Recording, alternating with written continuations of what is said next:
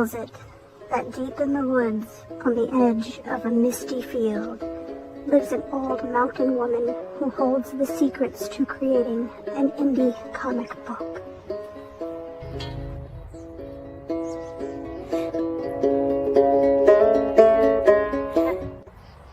Hello there, traveler. I don't mind you interrupting my supper.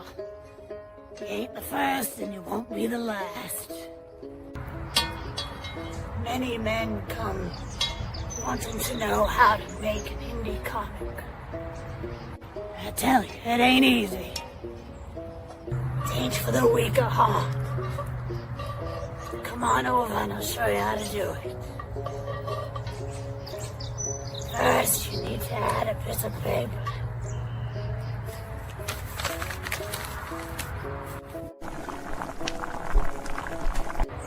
Then, just a bit of your blood.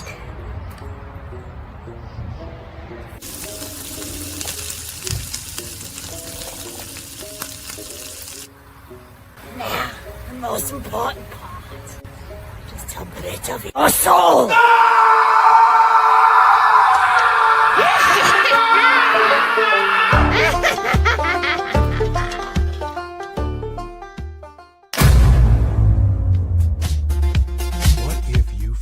Piece of junk that turned out to be one of the most important items in this universe, and every universe.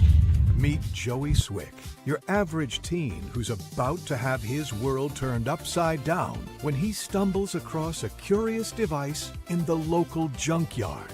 A glove packed with mysterious and incredible powers. This isn't just any gauntlet. It belongs to the Dimensioneers, a group of godlike beings who control the fabric of reality.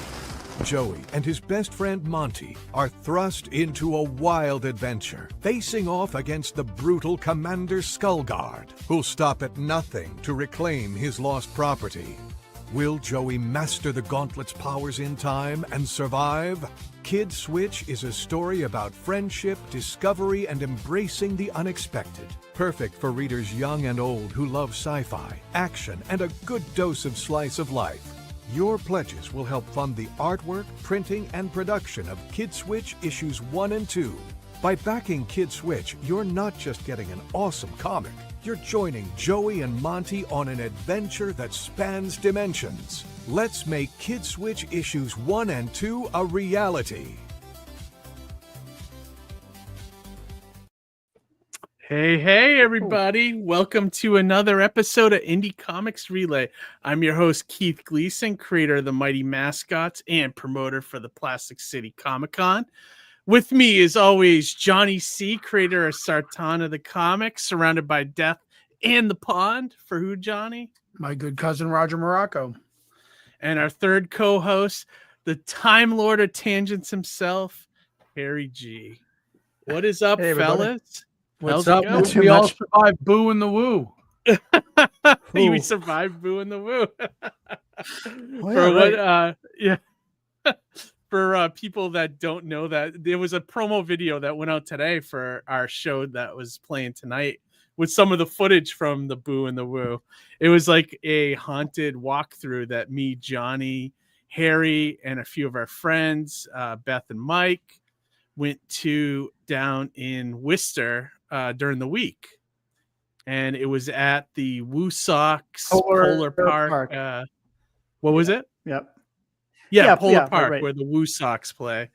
And they did a whole haunted walk through the stadium. It was interesting. Around the perimeter of the stadium. Yeah. Not on the field at all, just the perimeter. But through the clubhouse and through a couple of the behind the scenes kind of thing. Definitely not long enough. I think we all determined. Yeah, not long enough, and you tell it's like a first year or second year haunt where there's lots of room.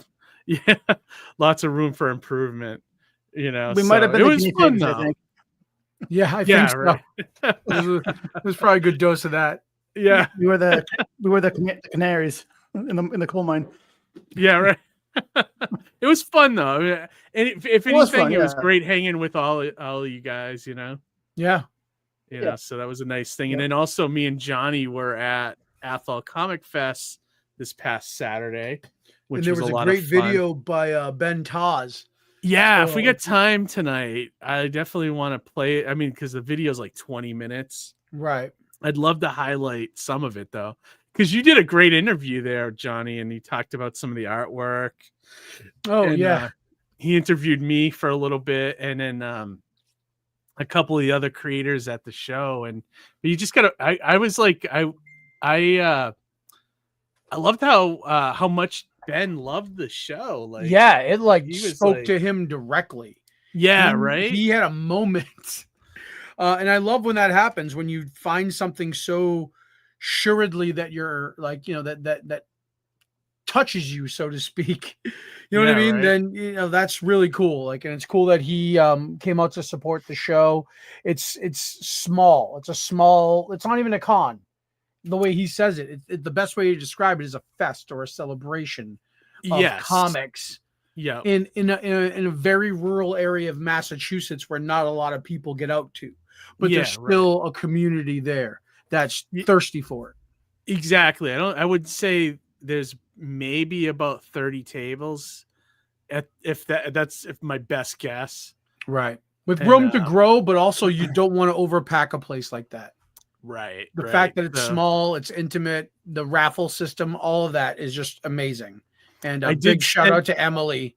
Oh yeah, Emily and Diana and Hero Shack. From Hero Shack. I sent Diana and Chris the video last night. Nice.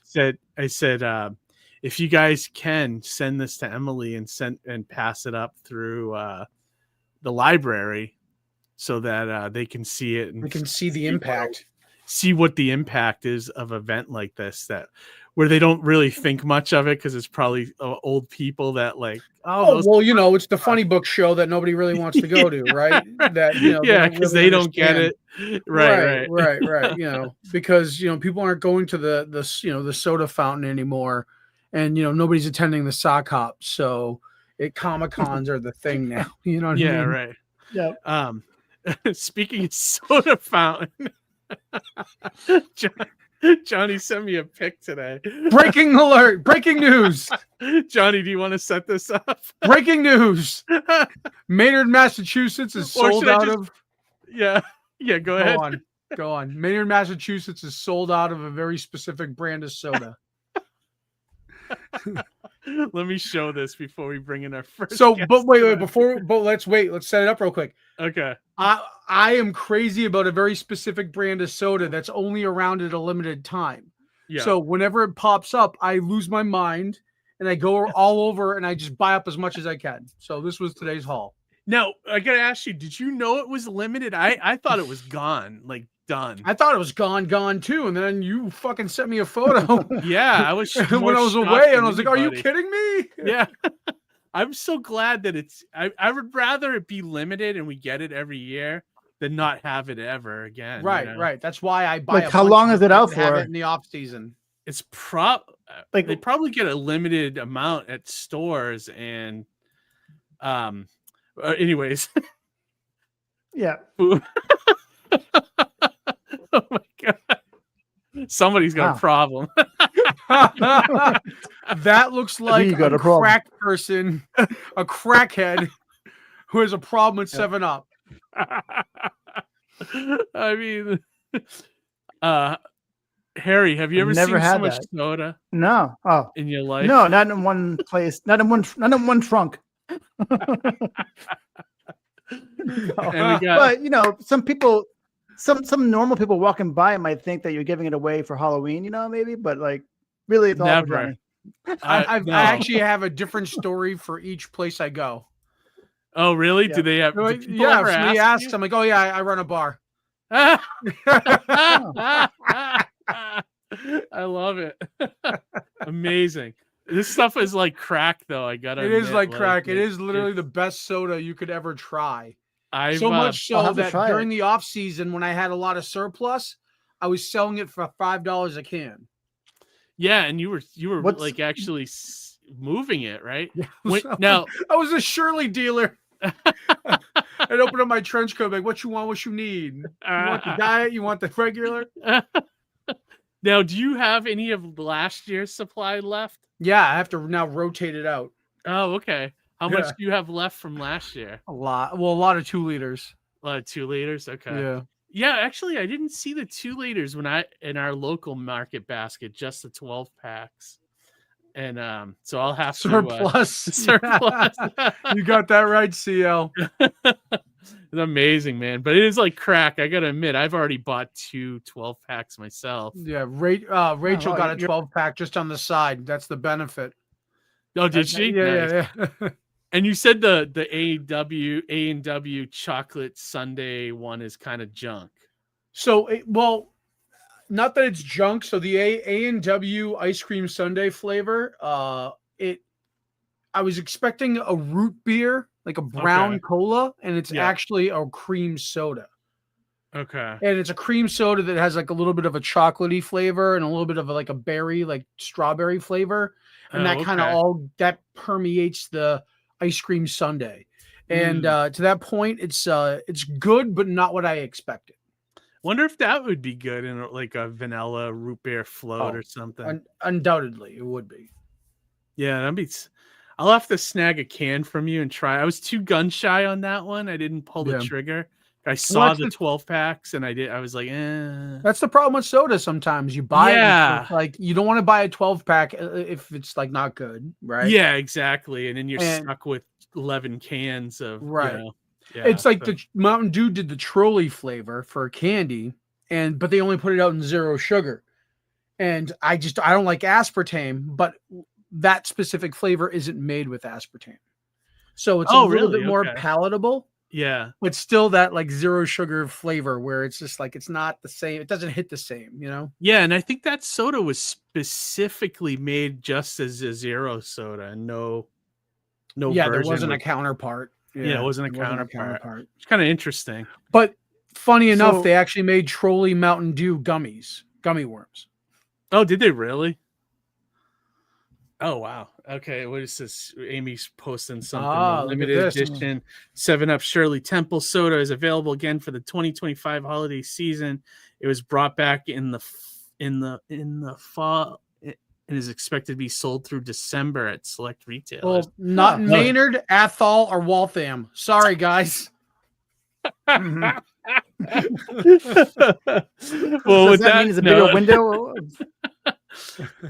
Yeah, right. So enough time to put out more to offset my criminal activity on the side.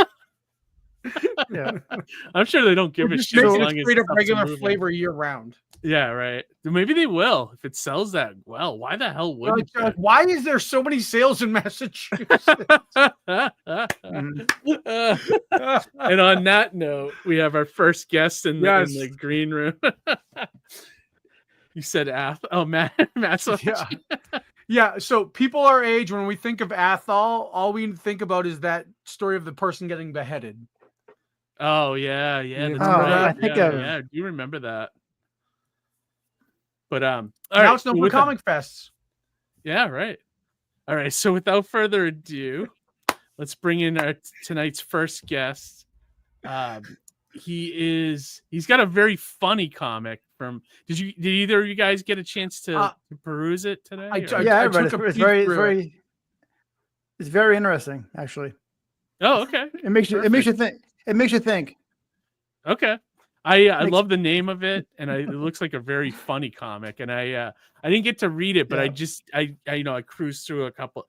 I browsed the PDF that was sent just so I could get an idea of the feel of it and everything. Yeah, it looks really good. I read that. It's kind of like Damage Control. Yeah, I love that book. Yeah. So I feel like this is like a niche that no one's picked up on. So without further ado, let's bring in our first guest tonight, Johnie Busa. Hey, Johnny, what's going on? Johnny's been on the show before. Johnny B. Johnny C. Johnny B. That's right. Oh yeah. What was? I'm trying to remember. What was the last? It's been a couple of years though, right? It's been probably about a year, maybe a year and a half. So a little over a year for sure. Well, thank you for coming back, Johnny. Yeah, I had so much fun the first time. Awesome. And What was the now what I've was the learned book? more. You're like a What was- soda sommelier. Yes, that's what my wife says too. We're a sommeliers. Yeah. Your trunk looked like you were a scalper for Pokemon cards or something. What it Dude, you kinda wouldn't is. believe how much money I was making off of reselling that soda in the off season. It wasn't available. It's Yeah, he stupid. was at conventions too. Yeah. Man. Johnny, what was the other comic you were here for last time? I'm trying to The remember. Matriarch. The Matriarch. The That's Matriarch. right. Okay. Yeah. So Matriarch issue 1, issue 2 comes out. I'm holding on to it probably until January, just because right now I'm doing the superhero one that I'm talking about tonight. But yeah, it was for the Matriarch. Okay. Which is the shirt I'm wearing, actually. Oh, nice. Yeah, So, yeah. Cool. All right. Yeah. Yeah, so this idea is great, man. You're leaning more into the comedy flair, I see. And Yeah. So the book's called Superhero Incognito Toilet Sanitation. For adults, if you abbreviate that, it's shits. So have you had any pushback because of that? Like from no. any... The good. thing is, the whole story started. So I have a 10-year-old son, and probably around the age of 7 or 8, he asked me, "How does Spider-Man use the restroom?" Right? He's always in spandex. Yeah. Like he's fighting bad guys. What does he do to use the restroom? I said, I don't know. I've never thought about Spider-Man needing to use the restroom. So over the course of like a year or two, we talked about it every so often at bedtime, figuring out like what happens when the Hulk needs to go. They can't just like go to a 7-Eleven, and just do their business. So he actually came up with this idea that maybe there's hidden toilets all over the city. That's Okay. very George Costanza. I love that. I was like, that's a pretty good idea. I'm gonna have to steal that from you. So yeah, it's about the sanitation crew, shits that travels the city and cleans up the toilets after the superheroes use them. So like the Hulk is radioactive, right? So you can't just like go in there without hazmat suit, and his whole bathroom has to be pretty well protected so nothing gets out. And Batman's has all of his gear and stuff in it, so that he can just quickly change out. Captain America, I don't use the actual superheroes, right? So like Captain America is like General Freedom. Yeah, so General Freedom is just a clean freak, so you never have to clean his because he's already done it for him. It's already spotless. Yeah. The Daredevil character peed all over the ceiling because he's blind, right? He doesn't know where the toilet is. So we came up with all these ideas, and then I put it into this story, and I wanted to keep it an all ages type thing where parents wouldn't get webbing for Peter Parker was a thing. He was constipated and just shot webs just all over the place. Oh my god, that's great. It comes out that way too. Yeah. So I wanted to keep it all ages, and that was actually really tough. These people that write, like Dave Pilkey, that writes like the Cat Kid Comic Club and Dogman and stuff, to keep everything kid friendly was really hard because I wanted to lean so hard into like adult humor, but I wanted to keep it for ages at least 10 and up, right? So and that's hard. That's really hard to do, to write for all ages when you're used to kind of writing like crass or like 18 plus kind of humor. When I was working on R.W. Martin's book with Jay Moore, it's like I was like, I got to keep this kid friendly, and like somehow the character ventured into a harem. I'm like, I just can't not write like for young adult or for youth. Yeah, that would be so many rewrites. It was crazy. I can imagine. Yeah. What were you going to say? That would be a great. That'd be a great like evil villain name, like Crass, like in this comic. Oh yeah, like ass, but Crass. Dr. Crass. Yeah.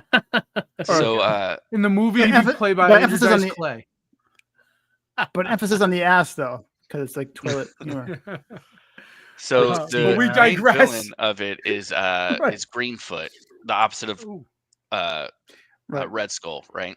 Oh, okay. Opposite of red is green, opposite of skull is your foot. So Greenfoot, and he's an he believes that by destroying these hidden toilets, the superheroes will be so backed up they can't fight crime anymore, and so he can take over the city that way. So that's the main villain I plot like for it. it. So Yeah, and then go ahead. I'm yeah, sorry, it was just Johnny. a lot of fun. No, go ahead. I was gonna say, I think Johnny C hit it earlier out of the park. Like, where it's got that damage control kind of feel. I to love it. damage control growing Right? up. I still was have the gonna whole say. compendium, so. I was gonna say, was there any there must have been some level of inspiration here for this project with damage control? No. I would say yeah. I would say yeah, just because having the knowledge of damage control, and then hearing the ideas of like the hidden toilets and stuff. I'm like, oh, this is a whole nother like organization like damage control, but for a whole different reason. So. Well, it's very like Venture Brothers in the sense that if you're a fan of that show, like everything's kind of like a proxy of something we know well enough. You know what I mean? So, yeah, for sure. and it looks like you've captured that very well here. Even the two main characters kind of have like a Super Mario Brothers kind of flavor to them, which is perfect for a plumbing related thing, Yeah. So there's an artist, Nico Rodriguez. And so whenever my son and I first started coming up with this idea, I made a couple single page issues, just one page of like them cleaning a toilet. And Nico Rodriguez was the artist on those. And we made probably like 7. And then I put it out into the world to see if anyone had interest in it. And then once I went to make the full book, I got a different artist. Nico was too busy with other stuff. But yeah, my son picked the artist for it too. So he was a part of it the whole way through.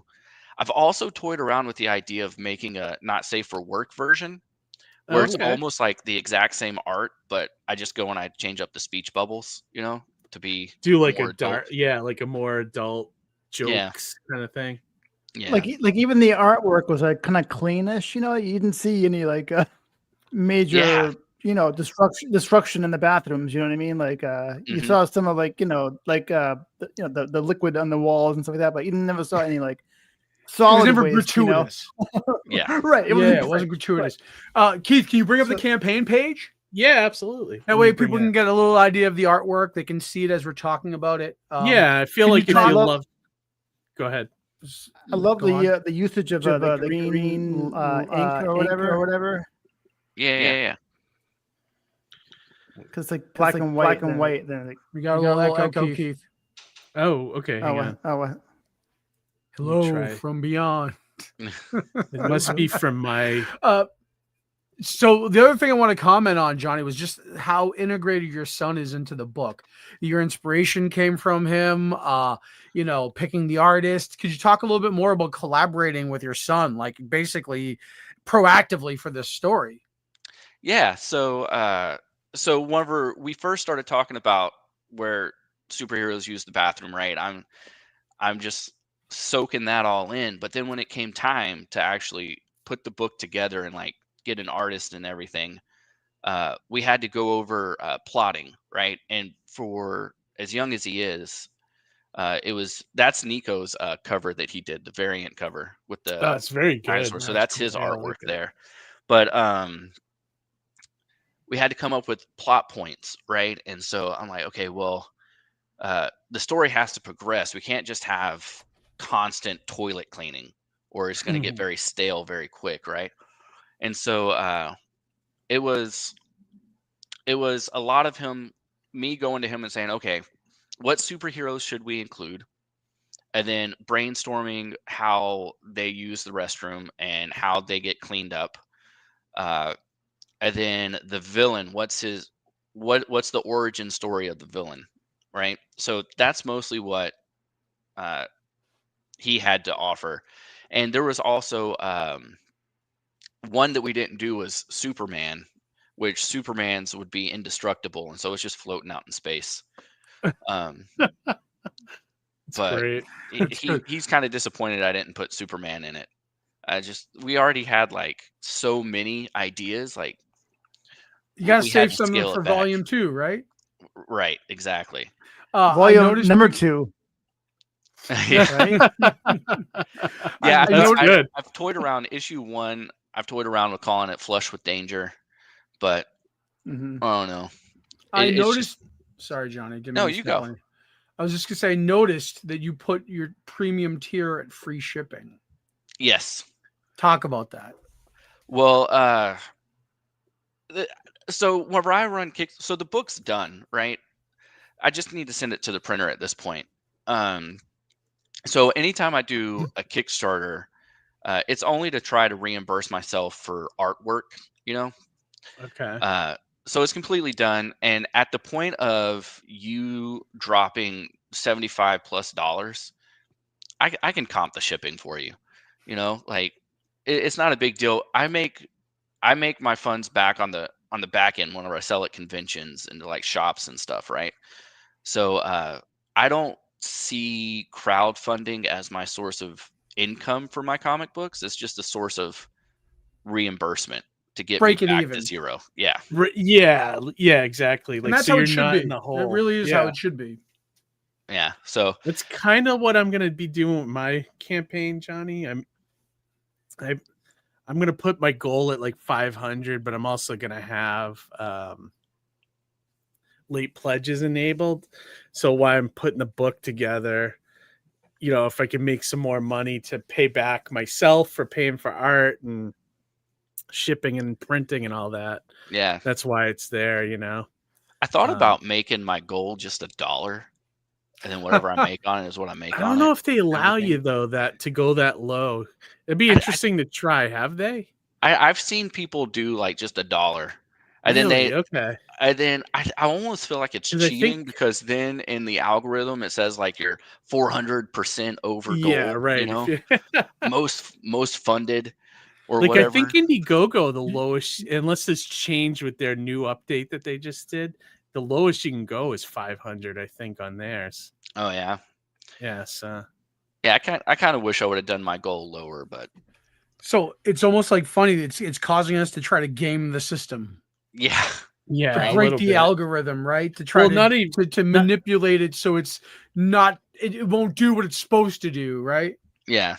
The other This- thing about this being an all ages one, if you look at Kickstarter's pretty geared toward more adult comics, right? Like big tits, always, Yeah, right. always make goal, right? So I think it's also a struggle for people that are just trying to make good stuff, you know, not just the visual appealing things. So Yeah, George did the same with his campaign. He's actually doing pretty good with it. I checked in on it not too long ago. He's yeah, almost at $2,000. But nice. yeah, that's what I'm hoping will happen with mine as well. I luckily have never had one fail to fund. All of mine have funded. So Congrats there was on one that I man. did stop early. Yeah, that's great, man. But Now, for all the campaigns that you've done, have you been any less anxious with each campaign?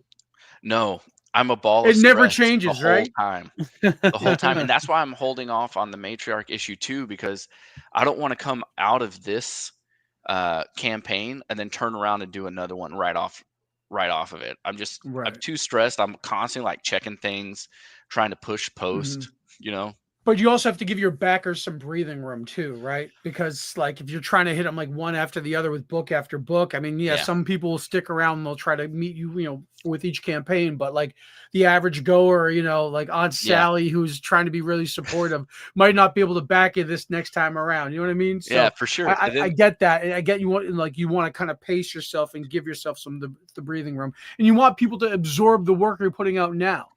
You know. Yeah, and the other thing is if you wait too long, then you lose them. You know. Right. So what is the sweet, right. has anyone found the sweet ground for how often you're supposed to do a Kickstarter? I haven't. There is no magic bullet. You know what the right number is? Whatever this tells you. Yeah. Whatever your heart says. What you know I will mean? say though is it seems like October is ground zero for everybody and his mother putting on a campaign. It was like now in hindsight, I'm like, I should have just waited till like March to do mine. just push it to Like, November. what, probably 1st. get Well, it's pretty much Probably getting there. after the We're going to holiday. launch it next Monday. It's like Well, pretty much November almost was November. really good for me. Whenever I did Was mine it? in November, it was my fastest funded one I did in Oh, November. okay. I usually Interesting. I did one in October and then this one in October, and they've both been kind of slow for October. November was really good, and early in the year, like February, was Okay. really good too. Can you So. talk about some of the details of November? Why I'm assuming you theorized it was good. I'm sure you must have ruminated on it, right? I think it had something to do with people being in the given spirit. I don't know. I really don't know. October, people are kind of like thinking, this is just me, I could be completely crazy on this, are thinking, okay, well, Christmas is coming up soon. I might need to start saving up for that kind of stuff. So I'm not going to really do a lot of new stuff. And then November, towards the tail end of November, you've probably got a lot of your Christmas plans figured out. Thanksgiving just hit. You're full of turkey, making poor decisions, you know? I love your decisions on Thanksgiving. Well, turkey, also, man. like, I think it's the kind of books you're putting out too. Like, I know comedy is a tougher sell than most things. Mm-hmm. Because I remember, like, my first graphic novel was a comedy, and when I was trying to get it into Diamond at the time, I had a meeting with like one of their guys, like the account guys, and he was like, because I was going to release it as single issues. It was a 3-issue mini series, but the guy was like, yeah, he's like, to be honest with you, just comedy. He's like, no, it doesn't really sell. He was interested in it, but he wanted me to collect it into a graphic novel and sell it that way rather than do the single issue route. But my only guess is that if it was a superhero book, they would have took it instantly. You know what I mean? Like, so. Which now that isn't really the case with some stuff. You know what I mean?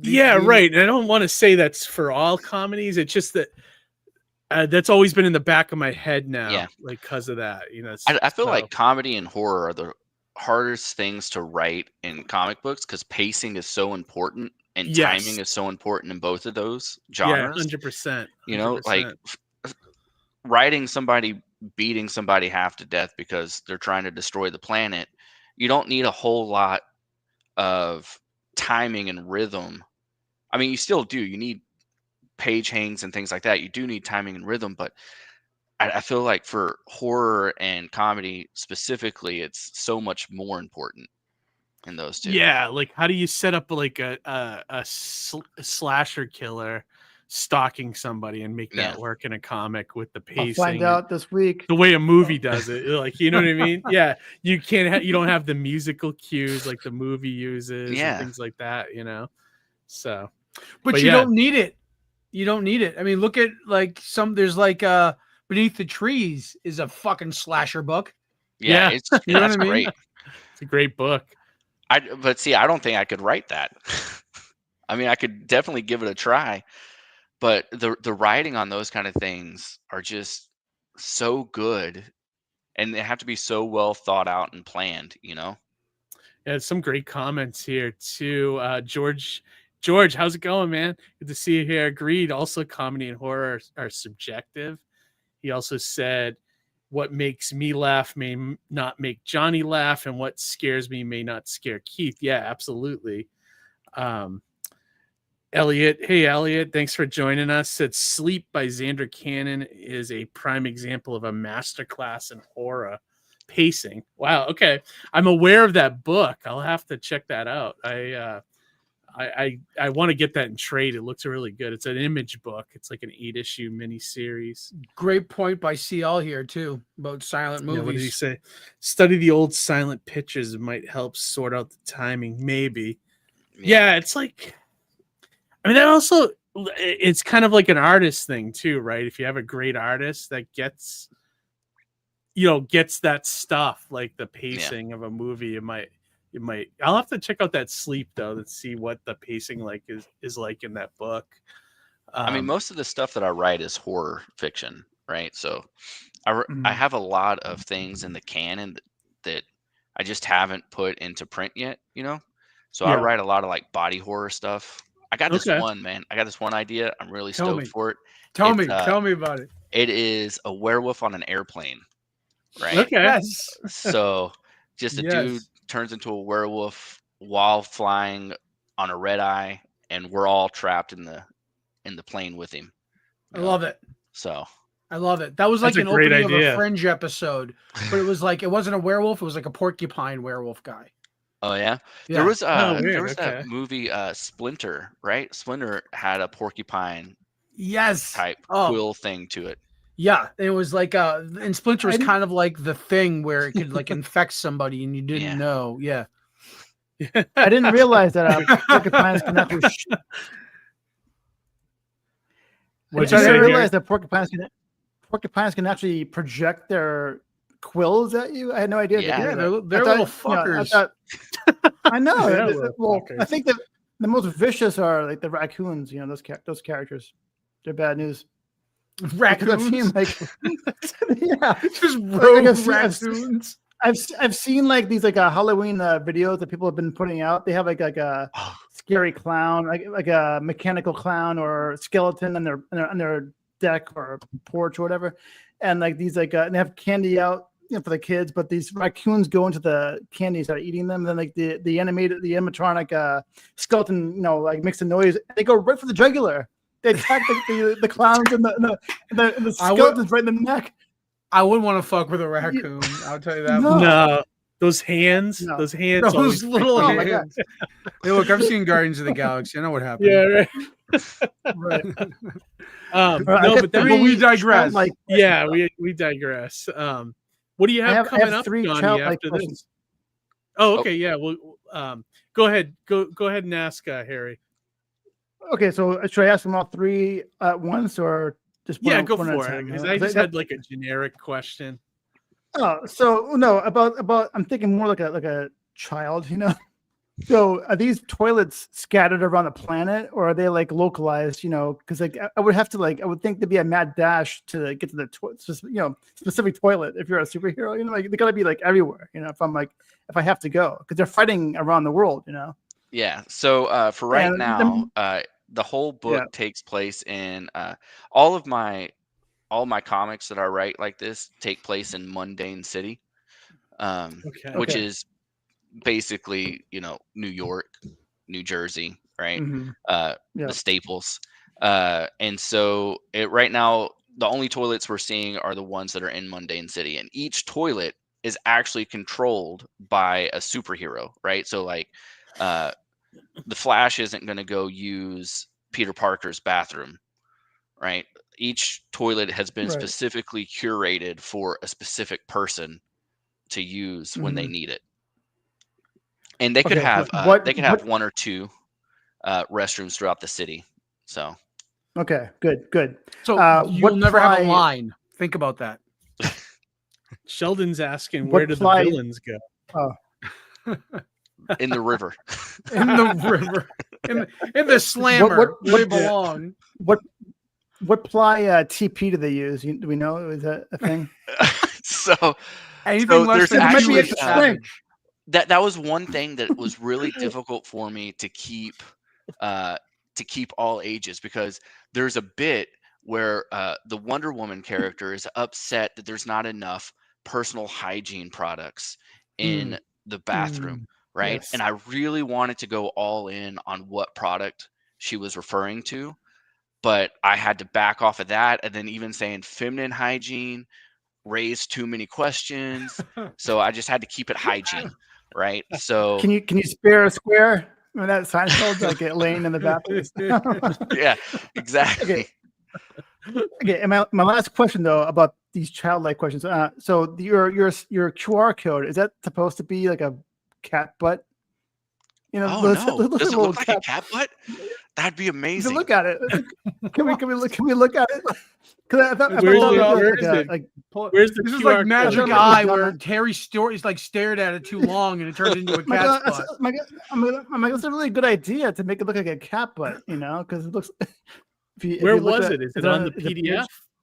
I think so. No, on the Let me look for it. Why you guys on the campaign page? Yeah. Campaign page, I think. That's all right.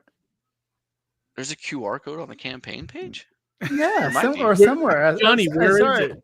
Where's the QR code that Harry's Well, I mean, talking about? I'm not sure. Where did you see it? Yeah, Because I mean, I have these flyers that I've This made. is a mystery. I have these flyers that I made, but I don't Oh, think wait, that. that's not it. That's not the one I saw. Yeah. Hold on. There's one. It has to be a different QR it's, code. It's one of the things that you links you sent out, Keith. I'm not sure where I saw let me it. look. From the email? Yeah, hang on. Yeah, we're from Is the it in the link group. tree? Wait, let me see. Hold on a second. Let's see here. I If you want to can see the find cat it. I think it's the link tree. Okay. There is All right, let me So, see. Johnny, There while is a we're cat looking for butt. the cat's butt, Yeah, right. could you please give your opinion on cats' butts in general? Yeah.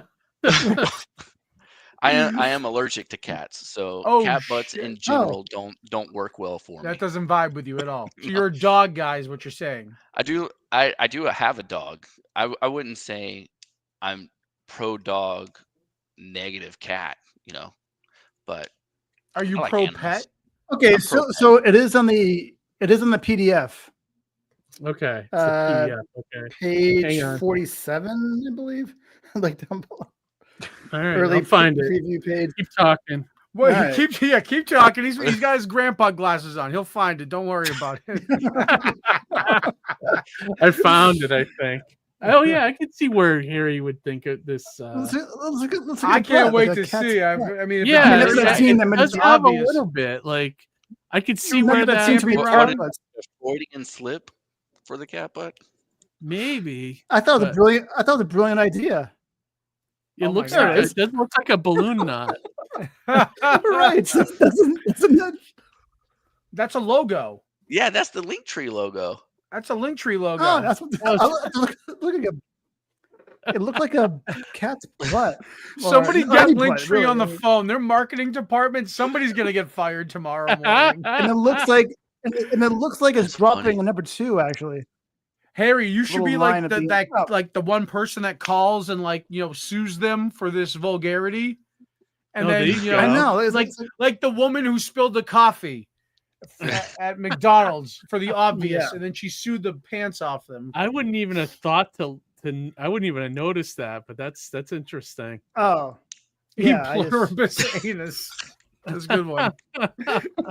Dave's fucking full of them tonight. Yeah, no kidding. Oh. QR codes. I thought it was a and new brilliant magic marketing idea.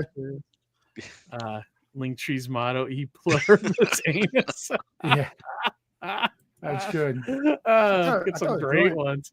So before we went down this cat butthole fucking tunnel, Yeah, we're running out of time here. So Keith, you're asking Johnny about his next project. yeah, like what's coming so up, John? we know Matriarch 2 is coming up. Do you have something creatively you're writing that's after that? So I've got the Matriarch 2. I've got another. So Matriarch 2. This one, I'm currently writing for a studio called Rising Sun. Okay. I'm under an NDA with them, but so I'm writing that. I've got Congrats, another man. one That's that pretty I'll cool. probably be working on with a guy called Mean Streak. I mean, I'm always writing. I'm either going to put out. I've got one in the can, the werewolf story. I've got another one about some black ooze. It's body horror type stuff. Talk a little bit about that one. The Black Ooze. So- Pitch that.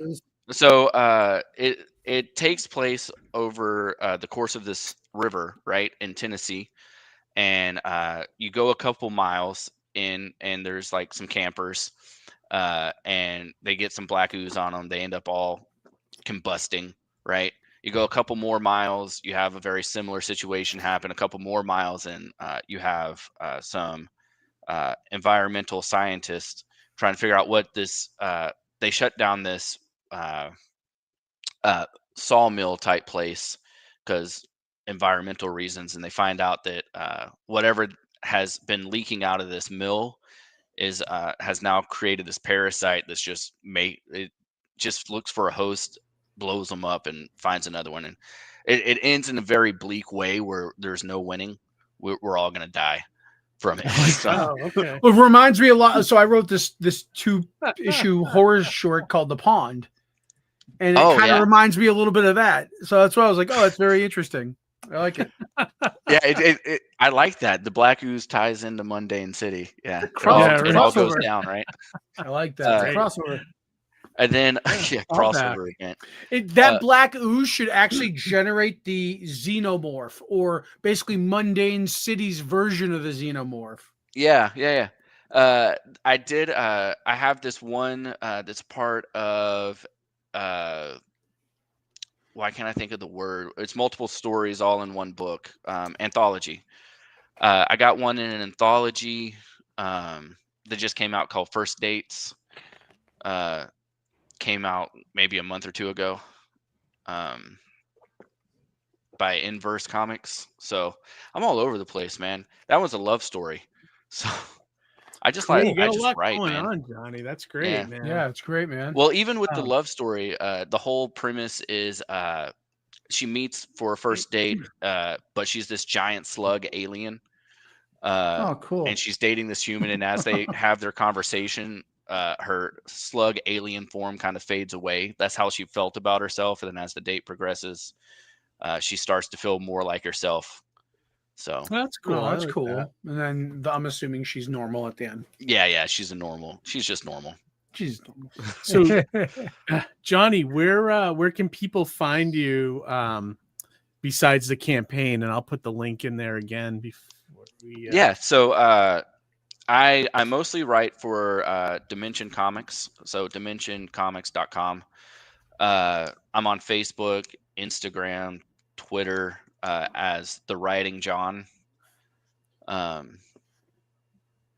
yeah, the best place if you want to connect with me, the best place is on social media, The Writing John. Okay. So on pretty much everything.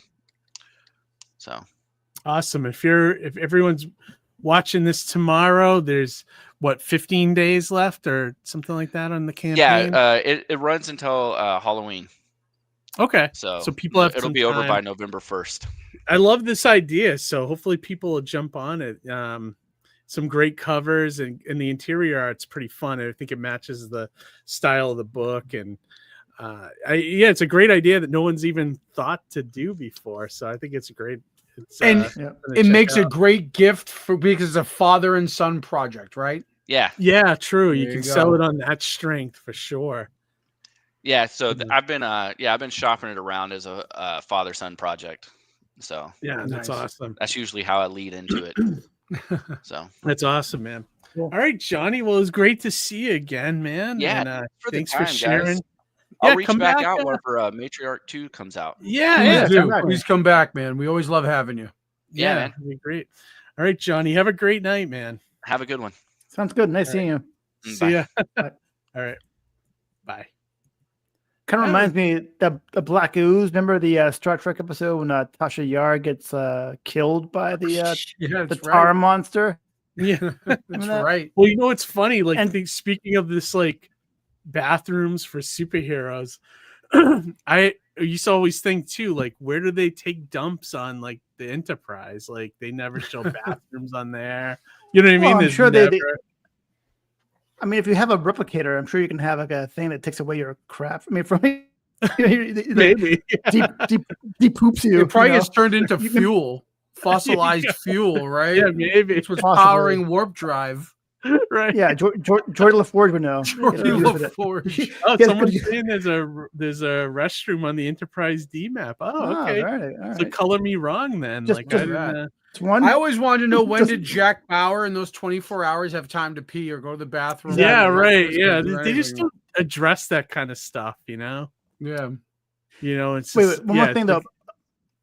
Yeah. One more thing about Tasha Yar, though. Remember her character? And she's related to. She's like the great granddaughter or something of Bing Crosby. Do you know that? Oh, really? Oh, in real life? That's crazy. Because her name, her real name is Denise Crosby, and she's related to Bing Crosby. I had no idea. I mean, I've talked to her before. Interesting fun fact. Right. She's great. And speaking of horror, like I loved her in Pet Sematary. Oh, Walking Dead.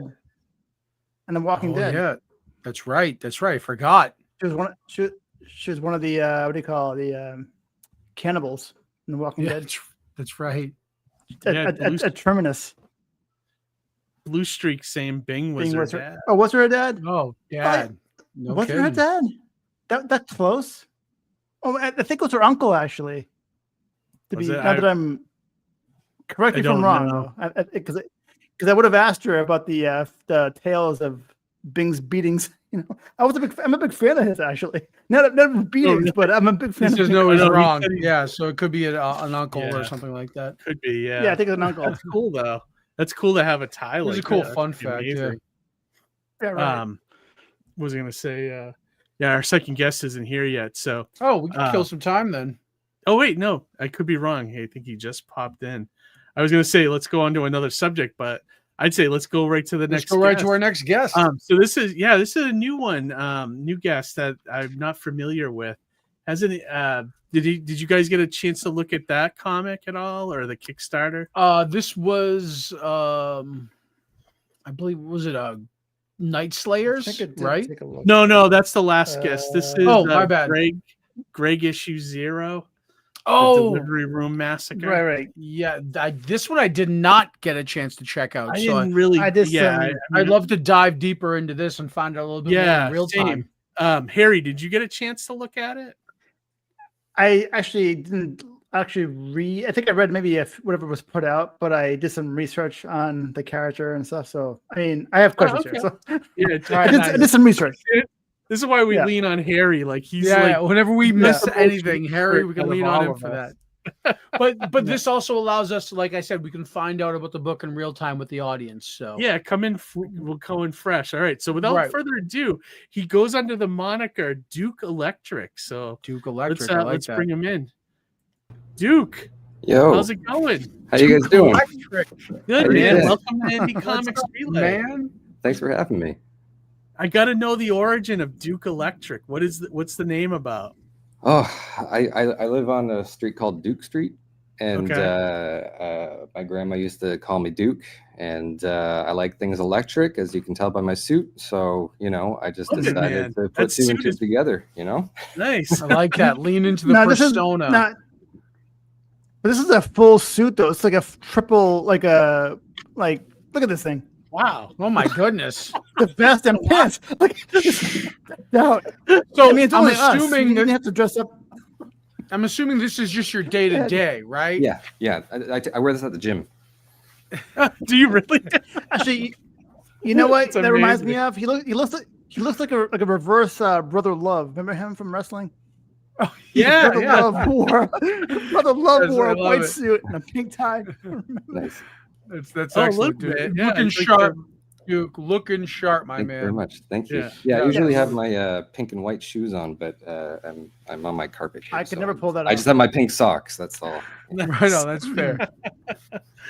So now, do you go like are you this persona for like when you go to conventions and everything like that? Awesome. So it's like I guess my pen name. From this side of my creative stuff. And what persona? That's just who he is. He wakes up Duke Electric. He goes to bed Duke Electric. I love it. Eats his breakfast Duke Electric. Keep it electric, right? You don't break kayfabe. I love that.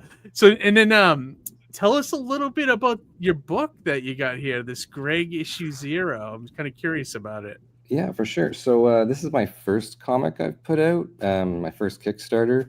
It's about a guy who's so good looking that if you see his face, your head explodes.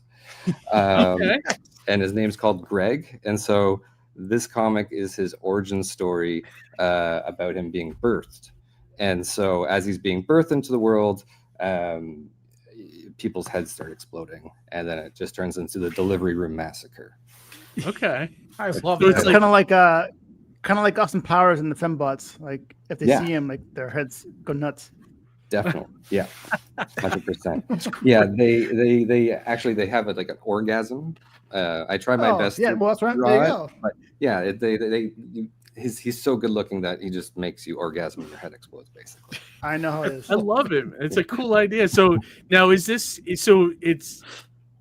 it's a satire, obviously, and but with a little bit of horror. Is that how you would describe it? Yeah, it's so the comic gets. I'm trying to make it a series, so I have everything kind of planned out for this like first little volume. Okay. But it's just about this guy, and it's about him.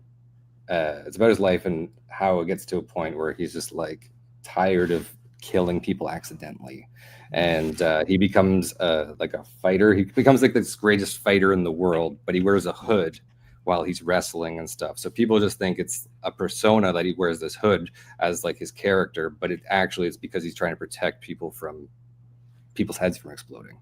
And so in his final fight, which is in the next book, it gets ripped off, his hood, and then everyone on pay-per-view that's watching, their heads explode. Oh my God. God. So then it turns into a whole debacle with him, and he's like, everything I do, like anywhere I go, it's an issue, and the story really picks up from there as people and enemies from his past come back to fight him or try to seek revenge for causing their heads to explode, or people's that they loved heads explode and stuff. So okay. Yeah.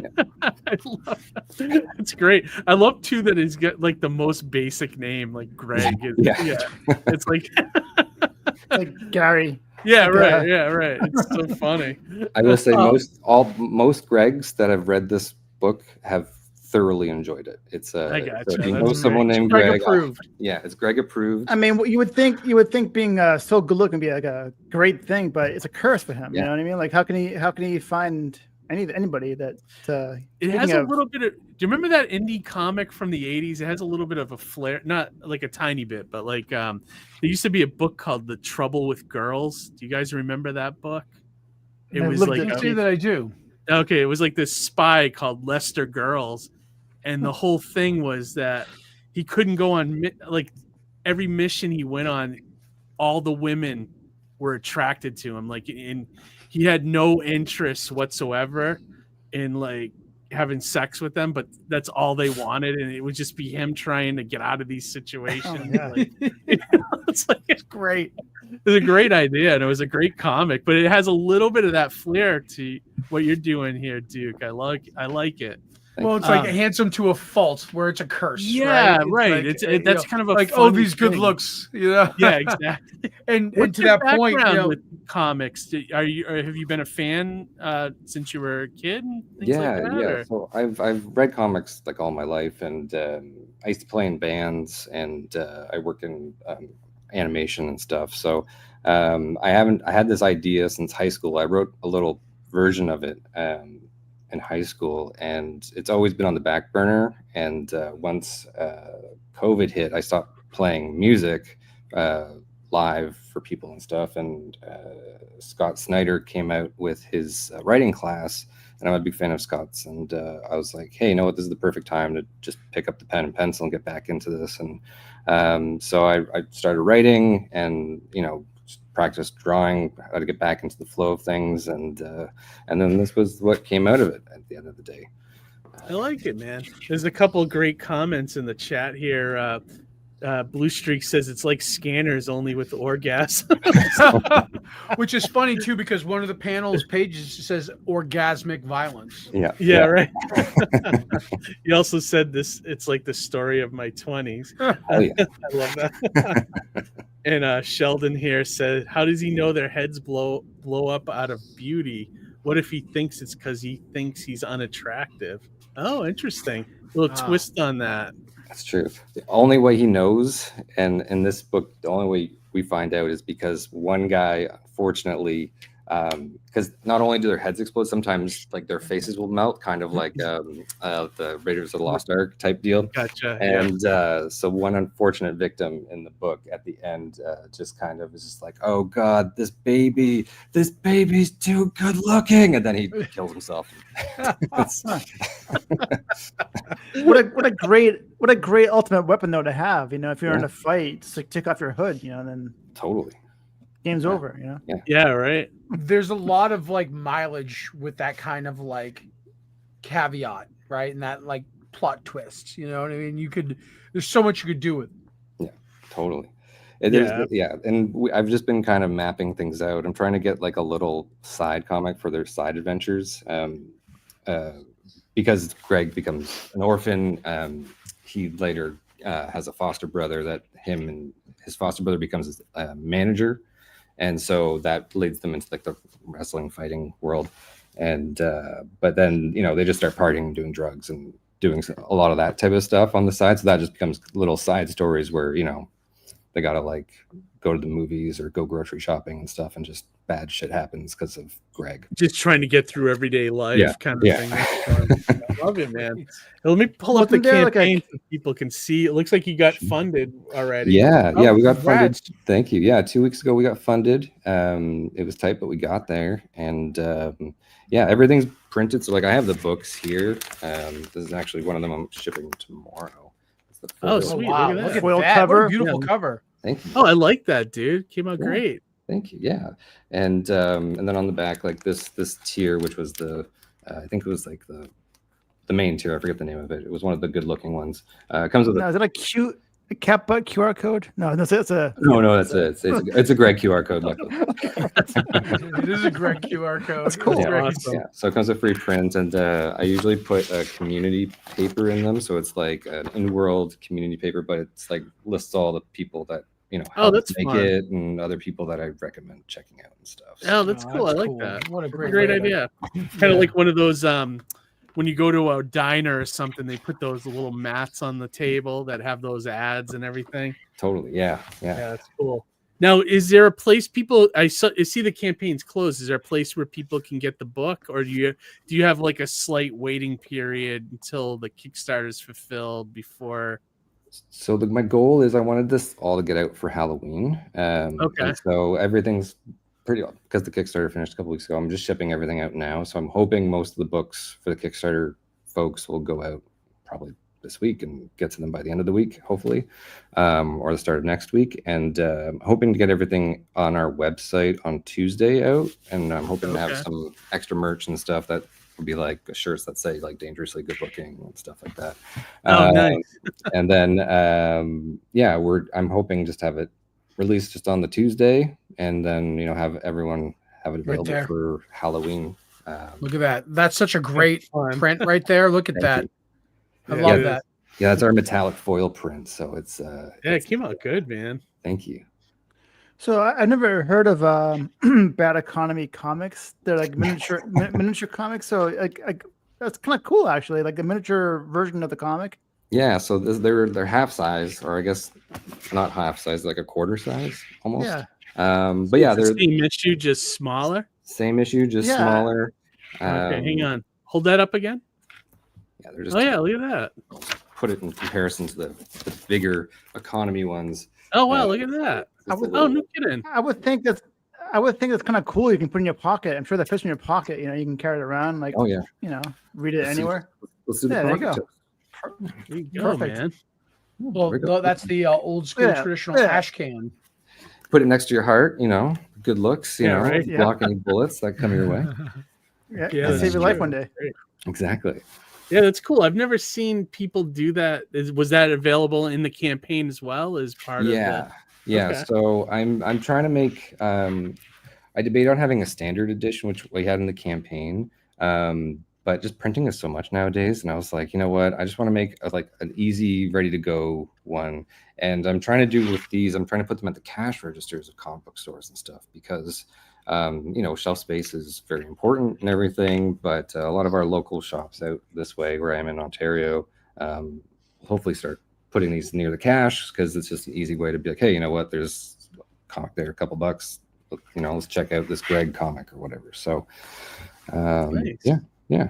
I just shared your website into the chat because I feel like, is that where people can go now to get it if they want to pick up the book? Yeah. So it's not fully live yet for the store, but if you add the mailing list, you'll get a discount because I'm going to send out a discount right before the store opens, just so people can. Oh, that's a good idea. Opening. And then everything will be there. The prints will be there. The little books, the variant of this book, which is the same as the print that you just showed. And then I got these here as well. Nice. Sheldon has a couple more comments here that are very funny. If he gets punched in the face, does he become less good looking? That's a good question. That's a good question. I don't know. We'd have to see and find out. Yeah, you might have to explore that in a future issue. That'd be great. And then he also mentioned that Zoolander's Magnum look stopped the bullets. So you're onto something here. I'd like to see a crossover between those characters. You know? Oh my God, that'd be amazing. Amazing. Yeah, Ben Stiller, if you're listening, let's make it happen. Yeah, Blue Steel. Pink Steel. I don't know. Yeah. That's great, man.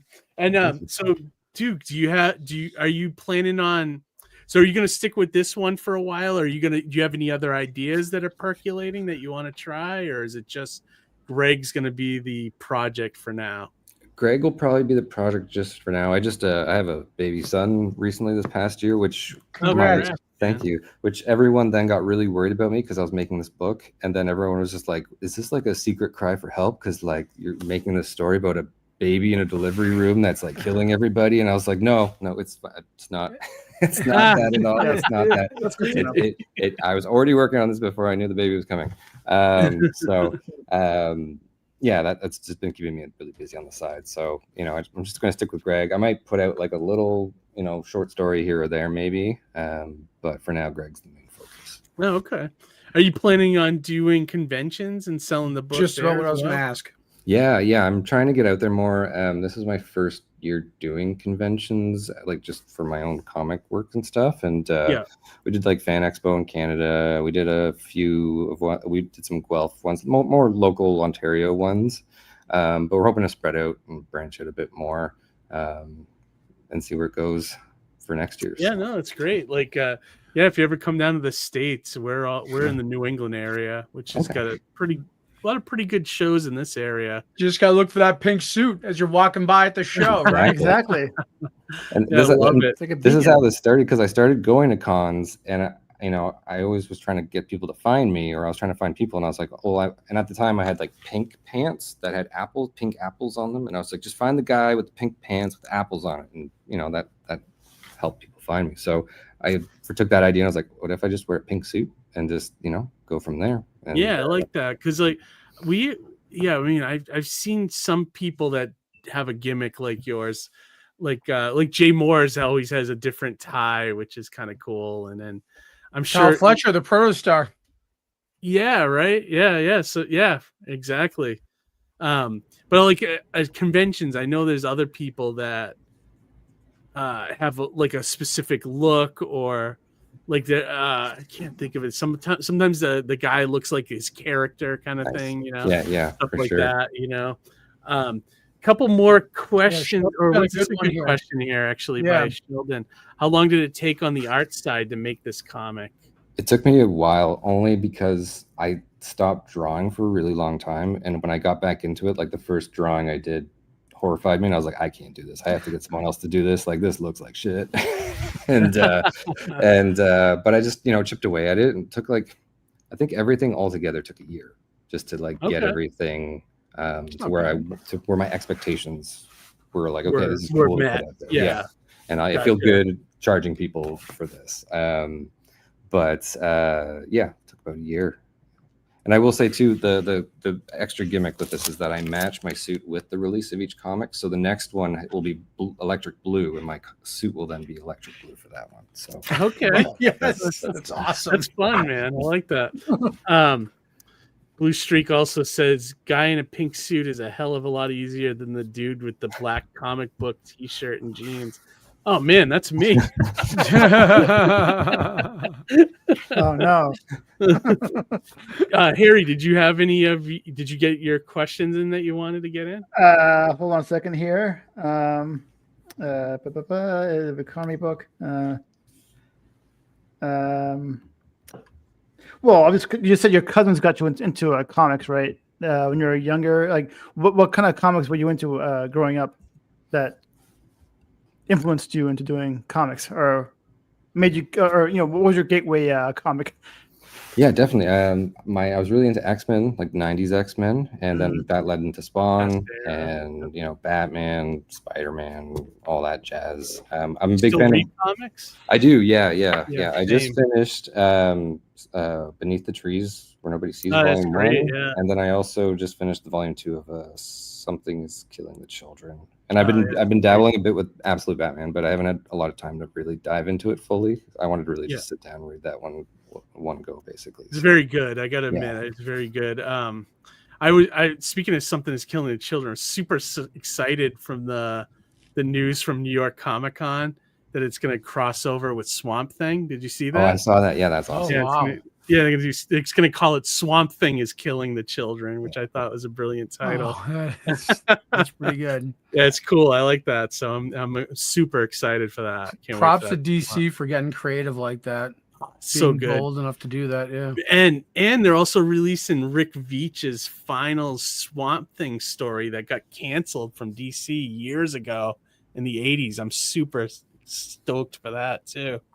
That's wild. DC didn't want to touch it because in the story, Swamp Thing time travels back to the time of Jesus being hung on the cross, and they got a little scared. Like, this is like 1988 or something, and they didn't want to do it.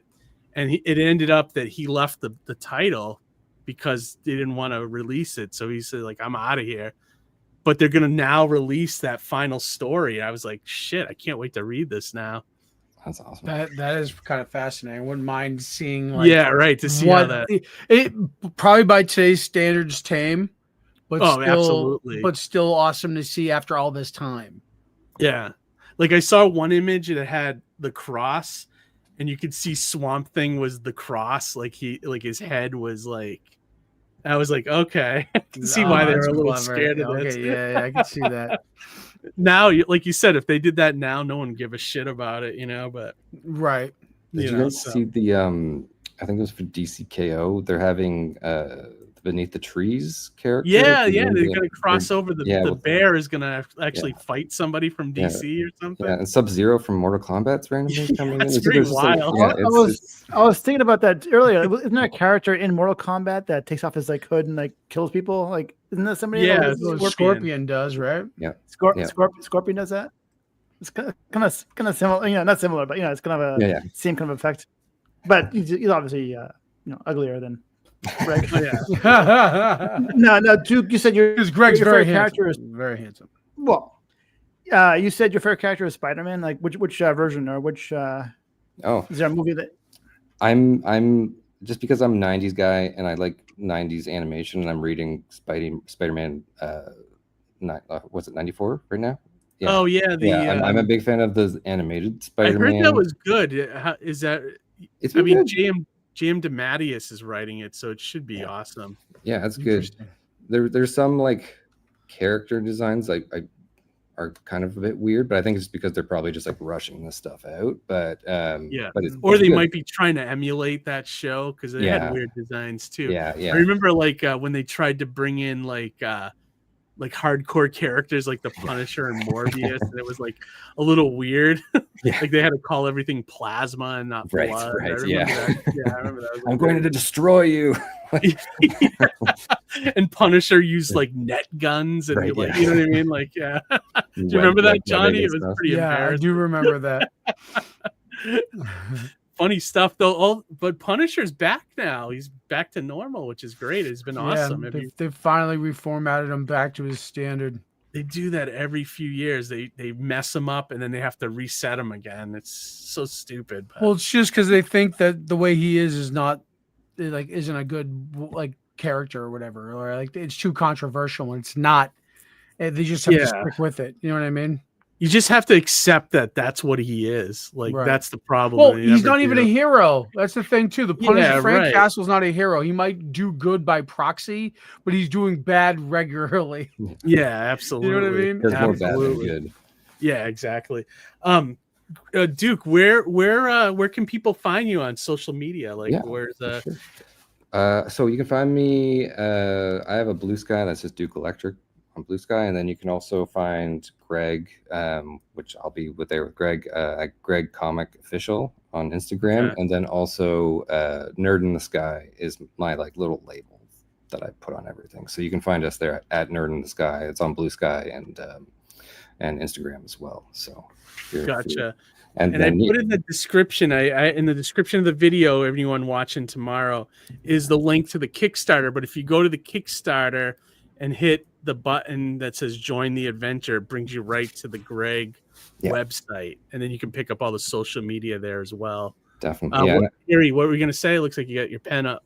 So his mother, Angie, who gives birth to him, is she allowed to see him when he's born? And is she okay? Does she live through the birth? I'm not going to spoil that one. Oh, okay. So that's part of the story. Okay. Yeah. Okay. Very right. cool.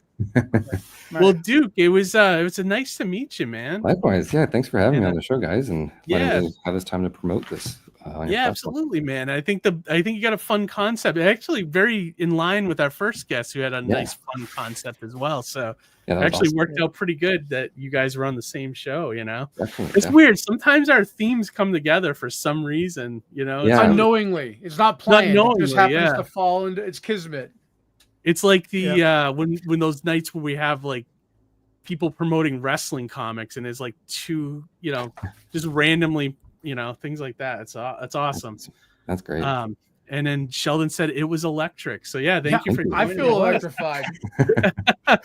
Well, hopefully I'll see you guys all in person one day, and you can. Yeah, absolutely. If you ever get down to the New England area, look us up. Me and Johnny usually are at most. I'll make my way to Canada someday. I got my passport renewed.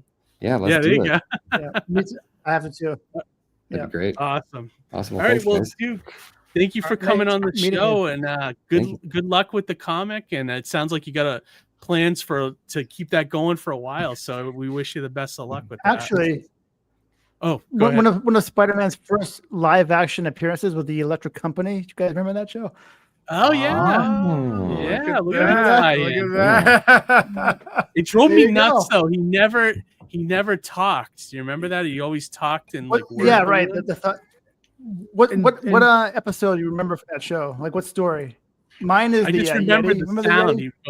He would when he would talk, it'd be like blurp, and it was like the word balloon would appear. I don't remember any episodes. Well, I remember there was like a Yeti, right? This Yeti from like the north, obviously got lost. Somehow he ended up in like New York or something where Spider-Man lived, and he needed to like stay cool, so he stole ice cream. And he was, like line them up on the sidewalk and sit on them.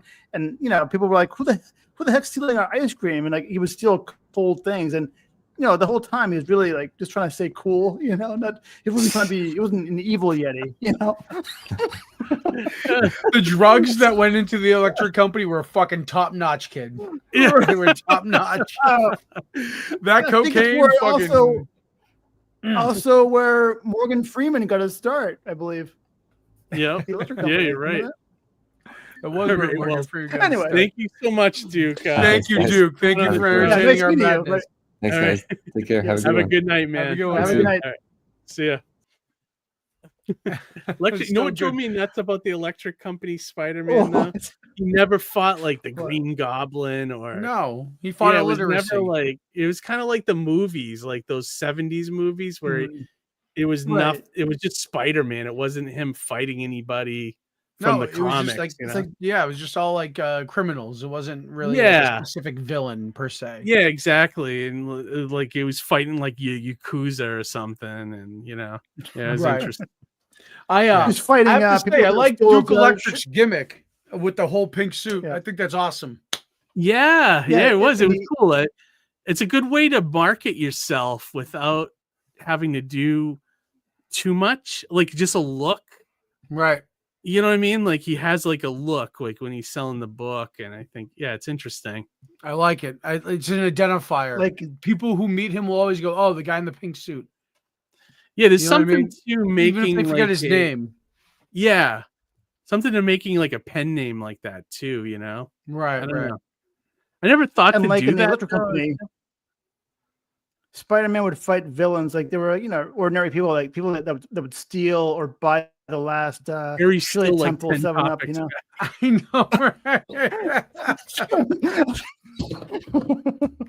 No, go ahead, Harry. But- Make your point about the electric No. company. I was just trying to put a period on that because he would fight normal everyday villains like, you know, people who would buy the last Shirley Temple 7 Up from the shelves, you know what I mean? I would watch Electric Company Spider-Man try to track Johnny down. That'd be great. Right. I'm just throwing Things like cans that, like as I'm driving away. You're popping them, drinking them as you're running away. And stuff. That's great. Yeah. Good stuff. I haven't thought Very about good the stuff. Electric Company Spider-Man in, oh my God, years. Those are never funny, left me. though. It's never Never left left. me. Remember the Harry. what's the other? There's another show, 3-2-1 Contact. Remember that show? And then in between yeah. was like a little like a middle show called the Bloodhound Gang. Remember that? Not the rap Was group, this but fun, Electric The Company? rap crew. no. Was it on It was probably the show after or before the Electric Company. It's called 3-2-1 Contact. It was like a educational vaguely type remember show, it. You remember the Yeah. name? Like, I don't know. like Newton's Apple, almost kind of like the same time period. Remember that show? Kinda. Another science Kinda. show with Dana Plato. Not Dana Plato. It was Dana something. Dana Plato was from Different Strokes, right? Different So stroke. to that point, though, Harry, if you think about it, like Yeah. they banned cartoons on Saturday mornings, right? And they did it When? in favor of educational programming, which some stations Oh, still on run P- that. On PBS. Yeah, PBS. That's where all these shows were on. But they should just make those shows again for the modern age on the regular Saturday morning channels. Right after Yeah. PBS, Blue right after Streak the says- 3-2-1. Oh, I think that's a fun fact. Yeah, started a few kids from the Warriors. That's awesome, actually. Oh, I know that. Well, James I think Remar from the Warriors was from Newton, Massachusetts. He's Yeah, also Dexter's dad. Yeah. Love James Remar. He's so good Yeah. in the Warriors too. He's great. Fucking I think awesome. Love that guy. Mr. Wizard took over Newton's Apple. I think after Newton's Apple was over, Mr. Wizard, Nickelodeon took over. Mr. That guy, Wizard stepped in. that guy knew his stuff, his science. Yeah, and then Blue Streak said, "Yeah, Remar's a local." Yep. That's awesome. Awesome. Well, so we'll put a cap on the children's PBS shows here. So our third Sorry. guest is here. I And now digress. this one is the Night Slayers. Did you guys get a chance to look at this one? I did. I checked out the campaign page here. Looked like a very kind of supernatural, kind of like mystery kind of thing. I know Matt, we've run his ads on the show a couple times before, and Matt's been in the chat a lot. yeah, he's been in the chat. I remember. Yeah, you know, he asked to come on the show through the chat, if I remember correctly. yeah, you're right. We finally got him booked, and Which so is yeah, awesome. so So he's a longtime viewer, first time presenter. exactly, and he actually has Love the it. campaign live and stuff too. So Yeah. so without further ado, let's bring Matt in. Matt, welcome to the Hi. show. How's it going, man? Hey, how are you? Hey, Oh, Matt, okay. how's it going? I'm a little nervous, I guess. Oh no, Oh, that's no, all right, man. man. No Oh, need yes. to be nervous. We're man. happy to have you. So tell us a little bit Okay. about the Night Slayers, man. So it's like you said, it's like Supernatural, but it's also a lot inspired by Grimm too, the TV show, Oh, okay. with a little bit of X-Files and a little bit of Kolchak of a Night Stalker. Yes. Oh, You're wow. checking all the boxes for me, Matt. I love this. Yeah. It's great. It's going to be Monster of the Week, meaning each Okay. issue will deal with a different monster or a different haunting, which my main characters, Carl Vinson and Emily Niles, have to deal with in exchange Okay. for money. In a world Yeah, where monsters aren't really believed in. Oh, that's awesome. Yeah, They're we love basically it. They're kinda paranormal like- investigators. Yeah. Yeah. Yeah. So they're kind of like do you remember that 60 series, The Avengers? Yeah, Yeah. Like love that, that. but with like a supernatural angle to it a little bit. Well, I think it's more like The Witcher, well, not exactly, but the concept of, doing paranormal hunting for money, Right. but in a more modern setting, and hardly anyone believes them, so it's hard to get clients. Yeah, it's a little bit like Ghostbusters as well, right? Kinda, yeah. Each issue is going to be based, at least for first 4 issues, on a old fairy tale. This one is based loosely on Rumpelstiltskin. Oh, nice. Neat. Okay. It's a cool concept. I saw the premise. You know, it's actually I like the idea. Actually, it's pretty cool. Okay, what is so? What is it, Harry, that you saw? The Rumpelstiltskin angle. It's like a weird guy who, you know, you could tell it better than I can, but he asked for the firstborn of this woman, and she's like successful, you know, has a great life and everything, and then she gives birth, and she forgot all about the deal she made with this guy. And then he shows up, and he rears his ugly head and tries to take her baby. Gotcha. It's kind of like that. Remember that episode or the story in the was it the Tales from the Dark Side movie? The one with the gargoyle, where that guy meets the woman, and he's about to be killed by the gargoyle, and then the gargoyle says to never mention this, and then he meets the woman, and you know they have this great relationship, but it's weighing on him that he can't tell anybody about this gargoyle. Yeah, do you remember that? And then he finally does it, and she's the gargoyle, and has to kill him. Like it was just. Oh my god! Do you remember that? Is it a I do remember that. Yeah, no. Ray Don Chung. Yeah, Ray Don Chung. Yeah, that's right. That's right. Yeah, that's a great one. I love. Never heard of this one. Yeah, look that up, Matt. Sometimes I recommend it. It's called Tales from the Dark Side, the movie. A couple of the stories in there were actually supposed to be in Creepshow 2, I think. Oh wow! And then they got moved to that movie. Right. And it's good stuff. It's an anthology, and all the stories are pretty solid in it. That was part of a good era of just like anthology horror, right? You know, we were not for a lack thereof. Like Amazing Stories, Tales from the Crypt, Tales from the Dark Side. You know, Night Gallery. If you caught it on reruns, Kolchak, which was mentioned. Kolchak, exactly. I have no idea what Kolchak is. I thought it was Kojak the whole time. I thought it was like a Kojak the Night Stalker, like those Kojak the Night Stalker. Those life. No, I'm thinking of Kojak. I know what Kolchak was. But Kolchak the Night Stalker was the father from Christmas Story. Christmas Story, so good. Yeah, he was like an investigator, like a journalist, right? That paranormal journalist. Paranormal stuff. Right. It's what inspired Chris Carter. He was a reporter. Right? He was basically a reporter who kept stumbling on the fact that the murders he was investigating were committed by monsters. Yep. Yeah, good stuff. Cool. They did a Kickstarter not too long ago for a graphic novel of Kolchak. Did you get that one? Or no? Did anyone get that? I actually backed I backed a Kickstarter of theirs not too long ago that retold the original story that the movie was based on. Gotcha. The Kolchak Papers. Nice. Oh, that's cool.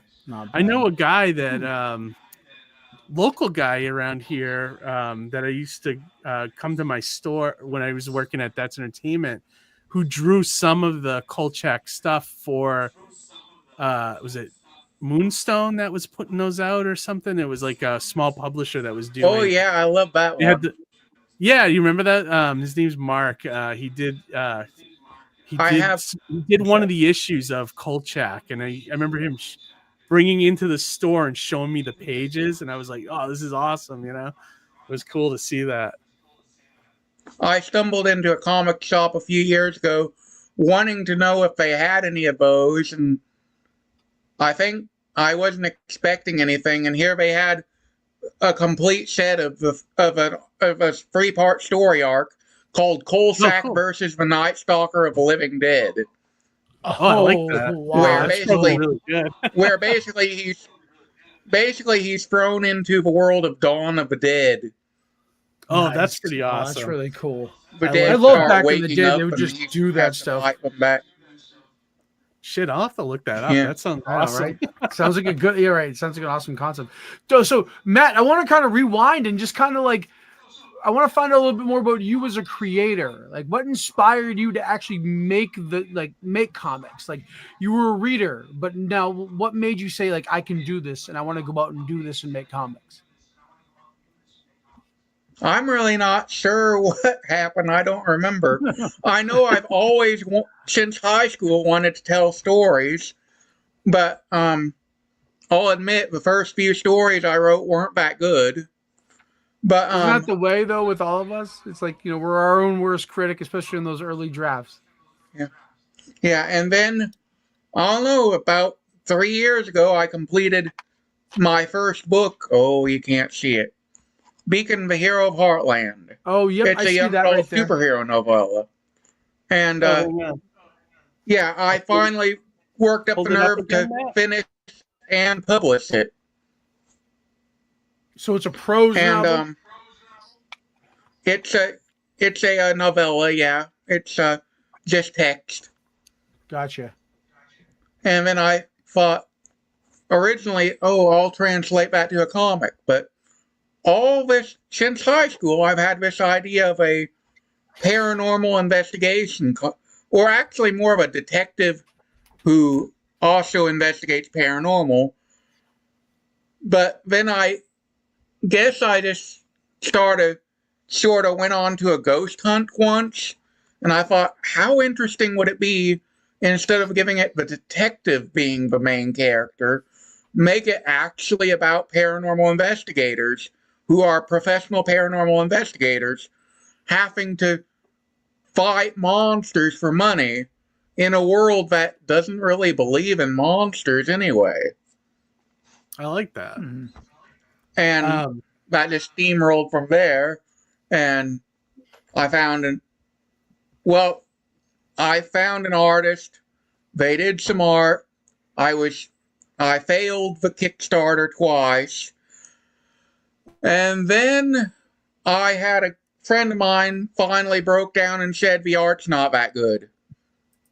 So he helped me find a better artist, the current team of artists we have now. And we relaunched. Nice. I like the artist. I like the art on this. It's got a very not magnolia, but it kind of looks like it's got a simple, like a dark horse vibe, for the lack of a better description. Vibe, and it's somewhere between like an animation drawing of it and like comic books. It's like it's that look I like, I where can see it's dark horse. Yeah. Oh yeah, absolutely. It's like that. It's like that. I don't want to say simple. It's like that Bruce Timm kind of art, where it's like he gets it right with just one line. You know, there's not a lot of detail. It's like it's very. It's just well done, like right out of the gate, like a Michael Allred kind of look. You know, like it has that. Like I'll bring up the campaign here so we can take a look. Also, is let me see. Well, it looks like I know who edited your book. I was gonna say, Johnny, is that the guy that Charles worked on the pond? Yes, is that the guy that absolutely. did the pond? Looks like we've gotten a new person. Oh, awesome! That's our 20. We had 19 earlier. 19 pledgers. Man. That's awesome. Yeah, that's great. And so we tend to move the needle a little bit, just a little bit. We always move it a little bit. Not great, but we're not like movers and shakers, but we have we have that ability to get like a couple people on board, you know. And Charles lettered the book for you too, huh? Yeah, he's the editor. He's the letterer. Charles did the art for that pond short that I worked on, right? Yes. So the short version, the 8-page draft of the pond I did, was a project I collaborated with Charles on. Oh, I need to tell you now, the friend who reluctantly told me that my art wasn't very good was Charles. There you go. Yeah. There you go. And to tell them, no, I am not the artist.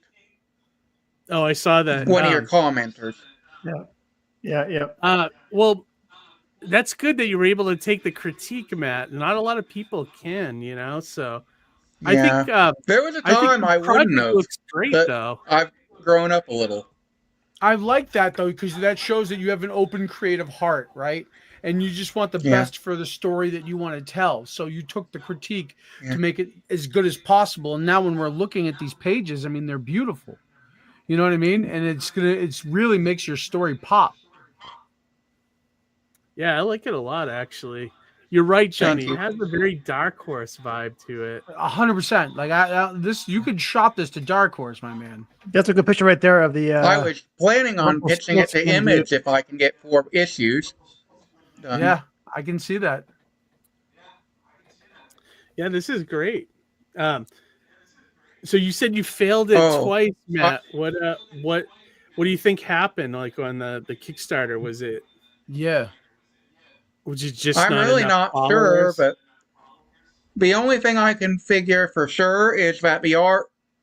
Looking back, I can tell the artist just gave up halfway through. Okay. Because he had a completely different art style that I actually liked. He clearly only cared about the first half of the pages. I gotcha. Yeah, but your prices are right on, but like $10. Charles thinks I was just scammed. Charles said I should what? probably mention there's a... What? Charles says I was scammed the first time. Oh, okay. But maybe. But I just think the guy got bored halfway through. Mm-hmm. Well, I don't know. Maybe I was scammed. I'm looking at the original campaign page, and I can see how the art is just miles better than what you had before. Yeah. So for sure, that. Yeah, for sure, you're on the right path now, I'd say. Oh, we have a new tier today. 20 pages, cool. By the way, Sheldon. What's the new tier? It's exclusively for retailers, the retail bundle. For $30, you can get 6 copies of a book for your shop. Oh, cool. That's a good idea. That's a great idea. Because really, Kickstarter is the new distribution model. I was told by another friend of mine. I was just told by a friend of mine today I should offer that. And that was a guy named Pops Van Zant. Yes. At least that's what he goes by. Yes. How did you get hooked up with Charles? Interesting story. I'm a runner of a convention called Effing Con. He kind of invited himself as a guest to my event, and I was like, what am I doing? But I agreed to let him on in exchange for doing a poster. I didn't know what I was in for, but turns out he's right. He's a good artist. When I first met him, I thought he was just trying to weasel his way in. I didn't know he was actually a professional, He just suddenly came up to me, hey, I can help you with your stuff. And I was like, what? But I don't regret letting him in because he is a good artist and he does know this stuff. What part of the country? What part of the country are you in? Where your convention's at? We're in Effingham, Illinois. It's called Effing Con. Okay. Oh, okay. And we're a video game tabletop game convention. I went to another convention nearby to promote it, and that's where I met Charles. And then he convinced me to let him be a guest. And I was reluctant the first time. Now I'm looking forward to it this time. He's a lot of fun. That's why all the shows I've done with Charles, he's always been such a personality. He's been the funnest guy in the room. He wears roller skates, so that's fun too. I like him now. I just didn't know. We're just talking at first, but now I know he can back it up. Absolutely, absolutely. Well, next time you talk to Charles, you tell him his friend Johnny C says hello. Okay. How many pages is the book? 20 pages. 20 pages. 20 pages. Okay. I was just gonna say 20 pages. One So of I know brilliant that. things, I think. Oh, go ahead. I'm sorry. I think one of the most brilliant things Charles ever did was my script was 28 pages long. He distilled the same exact story to 20 pages. Oh, okay. Nice. So he was able to kind of like cherry pick. Somehow he managed to fit my entire story into 20 pages. His art is great. Like that pond short he did for you, Johnny, is awesome. It's good, yeah. I don't have any of the art, or else I'd pop it up here. Yeah, no worries. But He did a great job on that. I don't think I have those files anymore. No worries, no worries. I don't even know if I have those files anymore. No. That should be in your anthology release that you're doing. Yeah, I've actually talked to Charles about it because I gave him the full issues, the 2-issue series, as part of the campaign for the release for the short. Oh, okay. So I was like, "Here's take those." And then I remember his original plan was he wanted to get it into Alterna's anthology. They came out on a Wednesday. Yeah, but thank God we never did that. Thank God. Yeah, so right. These paranormal investigators are investigating this Rumpelstiltskin character dude, but eventually they're gonna investigate other grim fairy tale type characters in other books, right? Is that what you're gonna do with this? Or I've actually written a sequel script for them to face The Little Mermaid. Oh, that's cool. Are you gonna do a horror but version? It won't go anything. It will almost go nothing like the fairy tale or the Disney movie. Nice. That's just the bare bones template I took to make my own story. Nice. I like that. I do like that. That's pretty funny. Yeah. Villainize the Little Mermaid. Yeah, exactly. Well, Did yeah. you, Harry? I hear there is a movie that kind of goes short of the direction I go.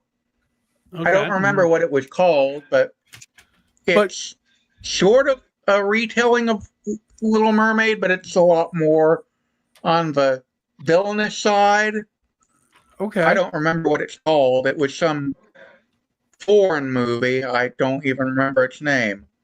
Maybe to that point, though, nobody can tell that story better than you and your version of it. You know what I mean? Nobody can tell your story, no matter how close it could be to something else out there.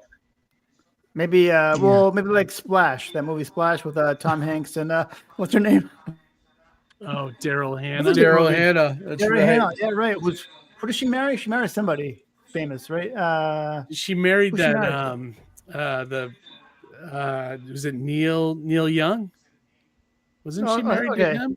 I think you're right. Maybe you're right. Maybe. Yeah, something like that. Yeah. I'm thinking of Dan Aykroyd and that blonde girl from Spies Like Us. Oh no, that was Donna. Is it Donna Dixon? Yes, Donna Dixon. Yeah. Right. I remember, like, speaking of PBS, like I remember one day I woke up, I think it was like a rainy day or something, and I was like, maybe I was home from school sick or something, and I was watching this grim fairy tale. I didn't know it was a grim fairy tale at the time, but animated? It was about these no live action, and it's like a play on Cinderella. I think it was like a Cinderella type story, where there was 3 sisters and then one other sister who was like or maybe it was 3 sisters and 2 were like not that pretty, you know what I mean? They were homely. And then this girl was like, they were made to, they forced her to do all the cleaning and cooking and whatever, and and then like one day she was walking in the woods. She escaped from the house, took some time off for herself, and he went into the woods and met this guy who lived in the woods. He was a hermit, and this guy had long fingernails and he wore like animal skins, and the skin became part of his own skin. You know what I mean? And he was had long, gross hair, and she felt sorry for him. She took him back to wherever she lives. She brushed him, she shaved him, she peeled. It was like I couldn't believe it was on PBS, Channel 2. she would peel this animal skin off his own skin. You can see like the gross line, like the strings of The ooze, whatever flesh, yeah. the ooze and whatnot. And then like these like sisters saw her, this guy before she cleaned him up. They saw this guy that she was like, oh, you figures you would find a guy like that, you know what I mean? Like for yourself, like you would never amount to anything. They're making fun of her, they're teasing her. And then once she shaved him, clipped his nails, gave him a haircut, bathed him, the guy was the most handsomest guy. He was like Greg, the most handsomest guy you'd ever see. Yeah. And these girls, these sisters, these two other sisters, when they saw how good looking this guy was, hung themselves. They killed themselves. I'm like, oh my God, it's like PBS. What a dark turn. I know. Yeah, right. That's a dark turn. Not a happy ending. But we digress. I've never heard of it, though. Right. Oh my God. I gotta find out what the name of that is. I'm sure it's a play on Cinderella. Yeah, so Sheldon's asking, Daryl Hannah married Neil Young? Yeah, I think the only reason I know that factoid is because Neil Young was on Howard Stern. Yeah, he mentioned it. And I was like, wow, he's married to Daryl Hannah. Wow, I didn't know that's that. a fun married up. Interesting. That's a good get. It is a good get. Right. Probably cut her in her prime. Anyways. Yeah, so Matt, like where do like people find you like when you're not on Kickstarter? What social media are you on? I have a Matthew Kreke author on Facebook, author as in writer, Matthew Kreke author on Twitter, and Matthew Kreke author on YouTube, but I barely ever post to YouTube. I gotcha. Right on. I was wondering if you said you run a convention of video games. You said you run a video game convention? Video game and tabletop game. It's called effing-con. You can look it up on effing-con.com. Yeah, I'll check that out. I was gonna say, like, too bad there isn't a way you could kind of leverage that audience with your Kickstarter to kind of get. And please make sure you don't look up effing.com at work. That's fair. That's fair. I was gonna say that Night Slayers would actually be a great idea for, like, if you can make it into like a tabletop or card game to go along with the comic. Like, I've been trying to think of a way to do that, but I don't know. So our good friend Jay Moores, he was literally the first ever guest we had on the show. Last name Moores. Highly, highly recommend, Matt. And you know what? If you want offline, I could try to link you guys up. But he did that for his comic, where he's got a comic book called Faye, and he actually turned it into tabletop gaming. So now he's more of a game guy than he is a comic creator now. Right, yeah, he is more gaming now. So for the sake of you running a tabletop convention, you'd love to know Jay just for that alone. But I'm pretty sure he could probably give you a few pointers in terms of converting the story to also being a tabletop game. Because think of it like this. Yeah. When you now run your Kickstarter for future issues, you could also include a game as part of it. And then in turn, that would sell even more because you're now hitting two audiences. You're hitting the comic audience and you're hitting your gaming audience. And the fact that you run a gaming convention, that stuff will sell, like, fly off the shelves there, like, at the show. You could be making money hand over fist, Matt. Oh, look at that. Yeah, even Amy said Jay's a great guy. That's a good show factoid. First guest. Yeah, right? Yeah, it's really good. You know, you guys are glitching out on my internet. What's that? Oh, it's all right. We're getting towards the end of the interview, anyways. Yeah. Let me pop in the link here though for people to check out. Yep, we already moved one backer on the show already. Yeah, that's awesome. Let me see. I'm just gonna find the link again here. Give me 1 sec. Here we go. Now I hear you. You got us? All right, here it is. Let me share the link. I hear you now.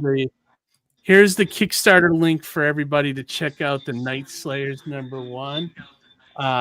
It's supernatural. It's like X-Files. It's like Kolchak, all inspired by those kind of properties, and it looks like a great Dark Horse type comic, like something from the Mike Mignola universe. Yep, and it's also got our good friend Charles Masson associated with the book, editor and letterer of the title.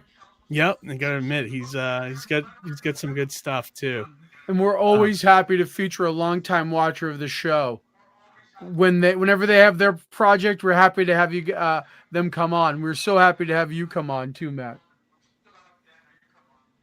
I think he might be frozen again. Oh. Matt, you frozen? Yeah, we might have some technical difficulties. He might be. I don't know. We'll give it a hot second. Oh, he moved. I can hear you now. What do you say? Oh, okay. Well, Matt, we're gonna let you go. We shared the link in the chat. We let people know where they can find you, and we wish you the best of luck with Night Slayers and your convention, man. That's really cool that you do that. Yeah. Thank you. You're welcome. Have a great night, Matt. Thanks for coming on, Matt. Have a good one, man. In the chats and stuff. All right, man. Thanks. Good night.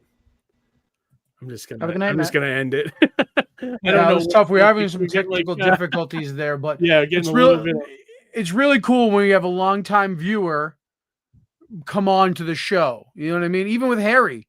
Harry watched us forever and then became a third host. Yeah, exactly. Still an honor to be here. And you don't regret a minute of it, Harry. Not at all. No, it's fun. I'm still having fun. Like the very first night.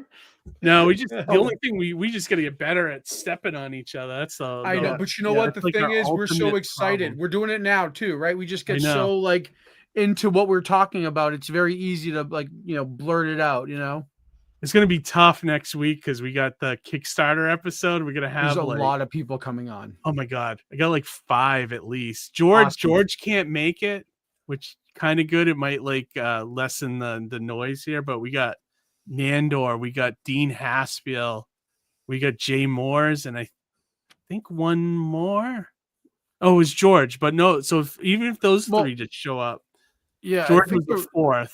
There was a few other ones, actually. I think Elliot Baudry, who was in the chat tonight, was thinking about coming on because he has his campaign running currently. Oh, okay. So, there might actually be a few more. And I think, were we going to kind of be public with the link or no?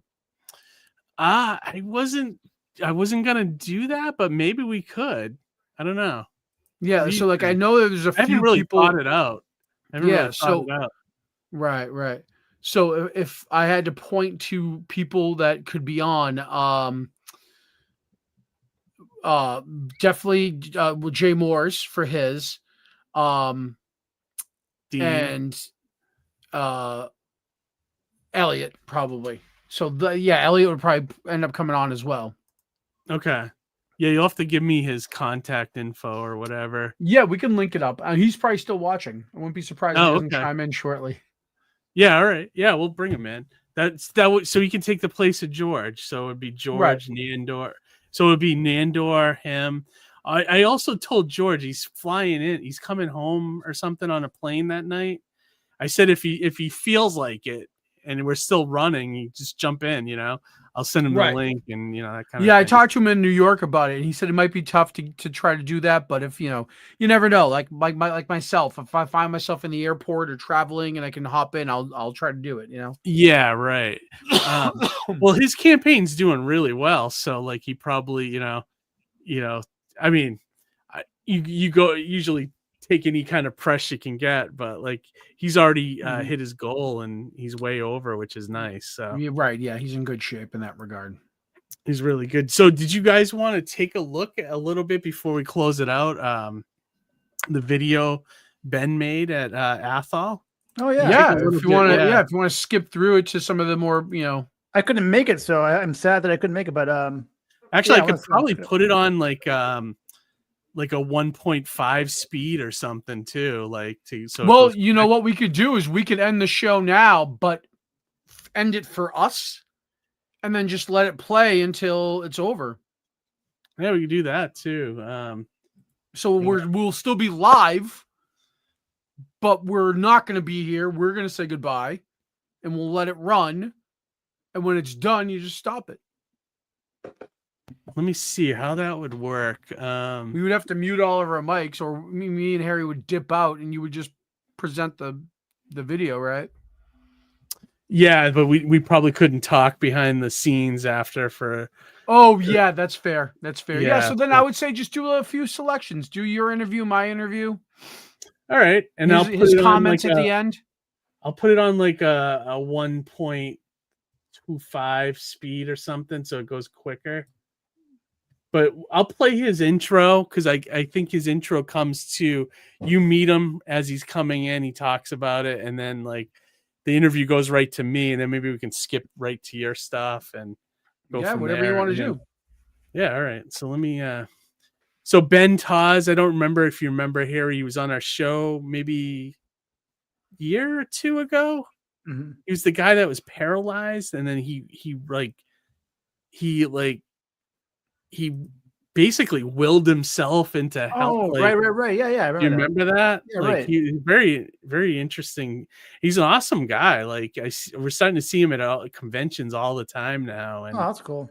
Like he's around got here. good questions. He actually has great questions for, you know what I mean, for creators and things like that. I like how he has a numerical system where you pick a number. Yeah, that was fun. I didn't get that. Yeah. And I didn't understand what was happening at first. It was like, oh, I pick a number, and that's the question on the question list. he has. Because I was like, because to pick a number is something whimsical, but then to actually have to dive into like a really like deep question, you're like, oh damn, you know, because it almost like tricks you. Like it's like it offsets your expectation of like, oh, it's just gonna be a silly question, but no, actually it's like something deep, or you know, something you have to really put some thought into.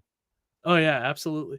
So I'll have us here, and if you want me to pause it for anything, Johnny, let me know, or if you want to make a point why it's live or whatever. But sure. All right. So here's Ben Taz. Let me see. I might have to mute my mic because of the audio thing, but I'll do that now. Here, hang on. Okay.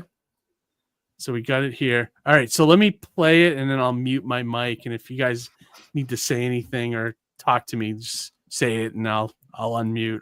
Yeah. All right. Sounds good. Here we go. Athol, Massachusetts for the Athol Comic Fest. The reason why I really want to go is because there's supposed to be a lot of indie writers and artists there, which is kind of my favorite thing. I love comic books, I love the general mainstream comics, but I like nothing more than actually talking to creators. So we're going to go today and see if anybody wants to chat. What a show. Wow. I'm not planning on doing this, but I want to get all of my thoughts out right away. That was an incredible show.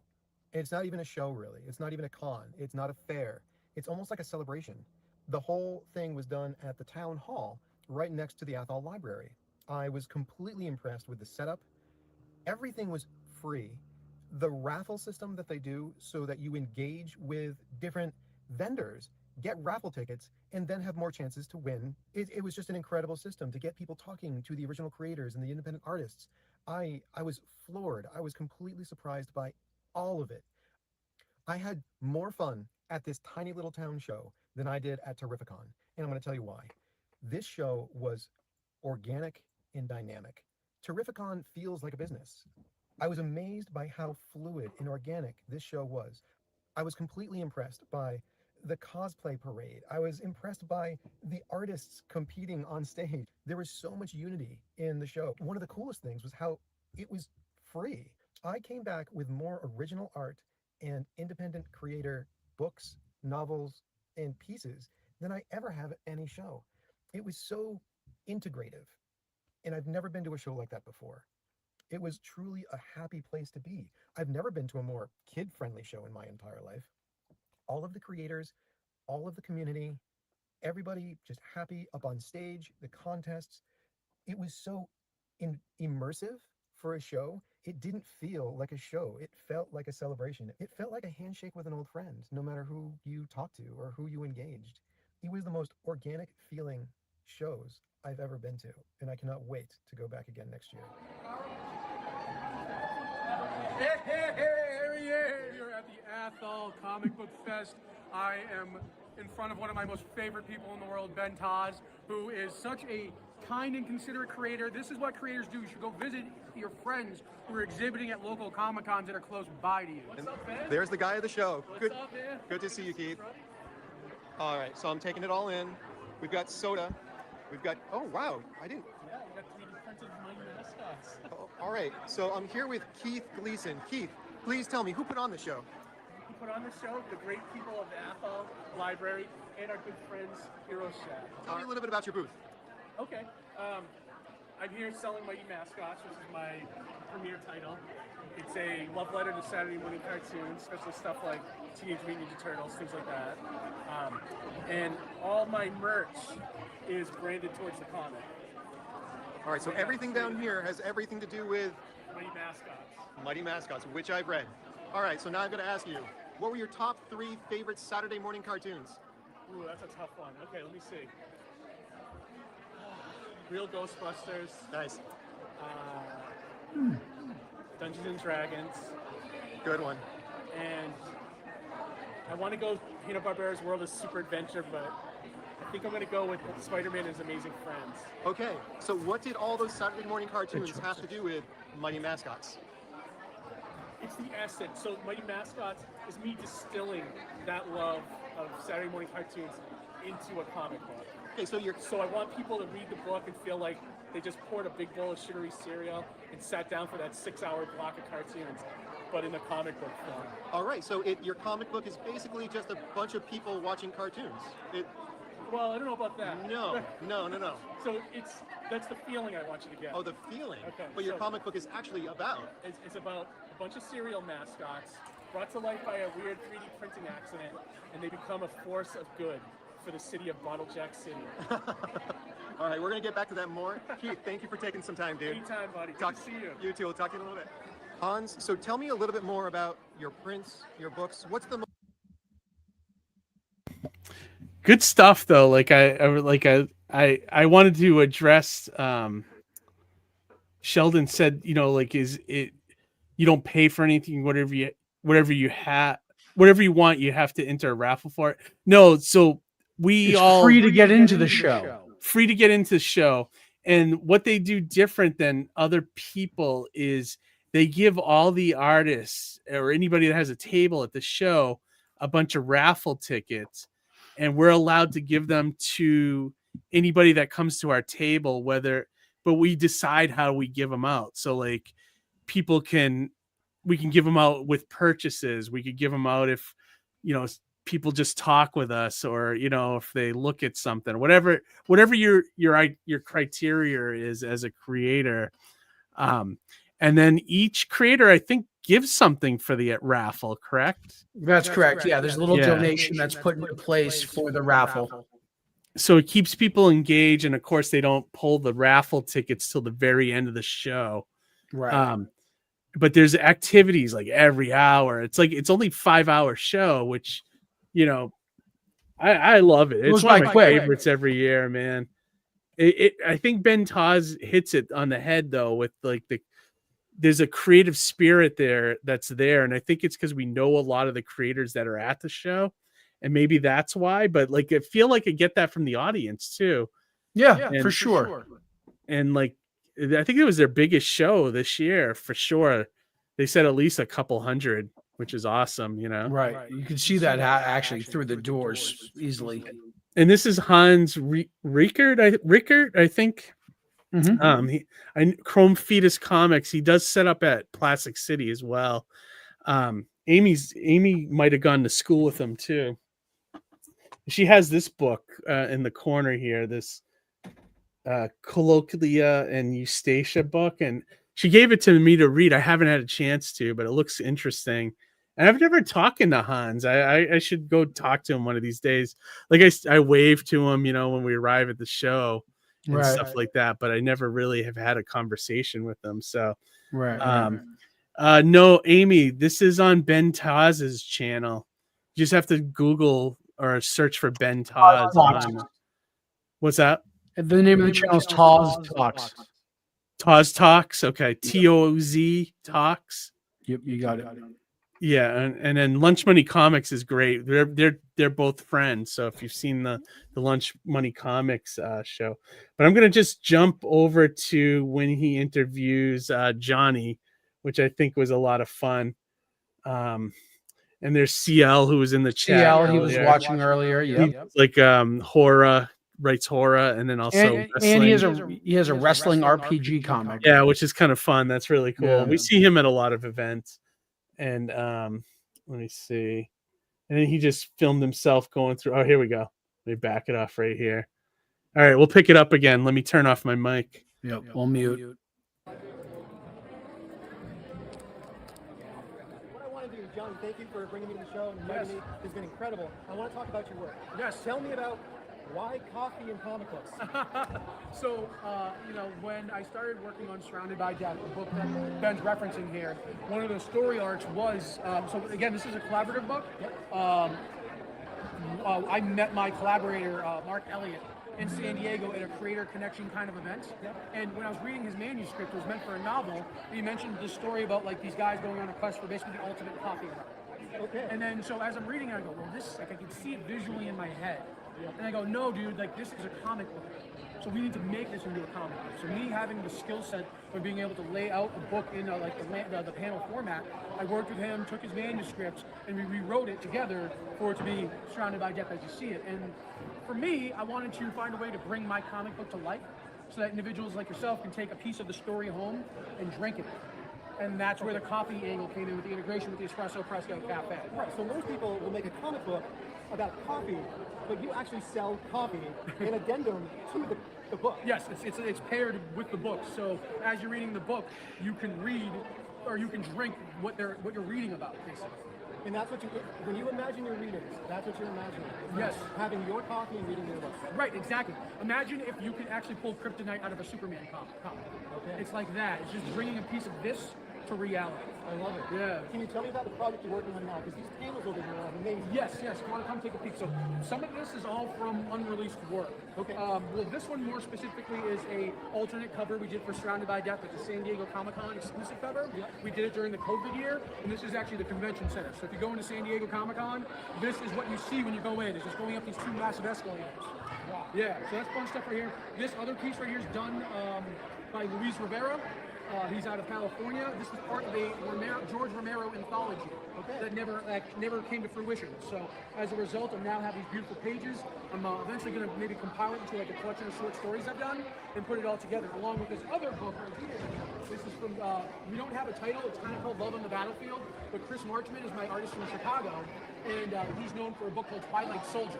He also did alt covers for Transformers and for Battle Beast at Skybound.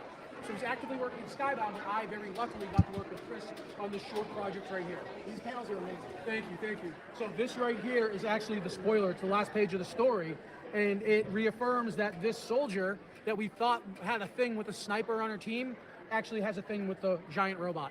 So it's a love story. It's an unassuming, unsuspecting love story. Now these are the questions that millions of people have wanted to hear. Ready? Pick a number between 11 and 16. 11 and 16, let's do 14. What creator do you feel has the biggest impact on comic culture today and why? Let's see, I would say, I want to say Stan Lee, even though he's gone, I think his impact posthumously still is felt today. I think the way people react to seeing Stan Lee, to looking at the words, looking at his encouragement from the past, I think that still permeates comics. I think it permeates indie comics, and I think that's part of the spirit of what kind of brings us all together is kind of the same practices and things that Stan Lee said. He's kind of our glue, right? He's a little bit like our glue, yep. That's the most prophetic thing that would be said today. I love that. All right, pick a number 17 to 22. 17 to 22. Let's do 18. What comic book did you have when you were young that shaped your passion genre today? So I was very fortunate and lucky to get this Christmas gift bag from the Sons of Italy when I was a kid, because my grandmother was part of that association, and they would always put together these wonderful bags for kids, and some kids were less fortunate. And in my bag one year was a copy of classic X-Men 32 with Nightcrawler on the cover, and that's one of my very first experiences and remembrances of holding a comic book. So I always like to point to that. There was a Claremont era book that kind of made me fall in love with comics and kind of think, oh, this is special. What a day. It's almost the end of the comic show in Athol. Johnny C, I just wanted to talk to you for a few minutes. I'm glad I got to greet you when you came into the show, and now I'm helping you exit the show. Look at that. Right. Welcome.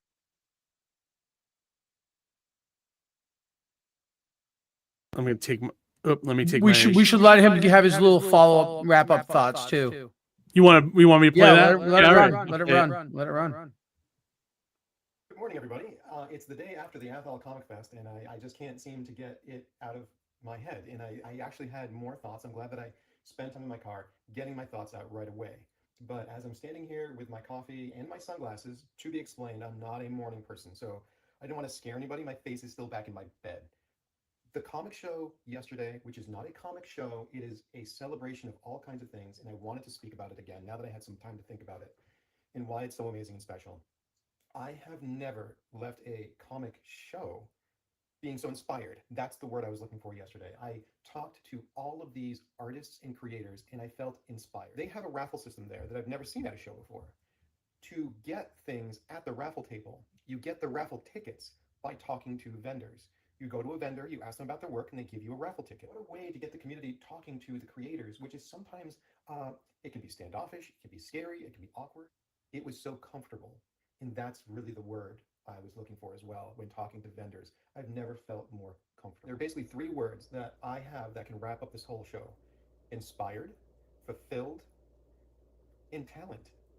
The talent that was at this show was immeasurable. And I know that I can go to these big cons. And don't get me wrong, these big cons are amazing. I love them. But I spend hundreds of dollars and sometimes 10s and 20s just to get to the door. Getting to the Athol Comic Fest, it was free. So all the money I had went right back to the community. The talent that was at the show had me stunned. When I go to a big Comic-Con and I see dozens of vendors and I'm pushing past people and it's elbow to elbow, there's all that pressure there, and it's sometimes very difficult, but you're always looking for a gem in the rough. I felt like everything I did at this Comic Fest was that moment where you find a Dave Stevens in the back of a dollar bin. I would see these kids in a talking circle, in a reading circle, just going through their independent books that they never would have found at a big con or Barnes & Noble. No kid was on their phone. I didn't see anybody texting. I saw people taking footage and taking pictures, but all the children there, all the parents there, all the participants there, they were completely immersed in the cosplay event and the vendors and talking and socializing. There were no people just sitting around, looking on Instagram, looking on Facebook. They were completely there in the moment. It was almost strangely a time before there were cell phones. And that's kind of why it felt so very special. There was no, oh, well, what's happening on my social media? All these kids, all of these adults, all these parents, all these participants, they were all just there for the moment.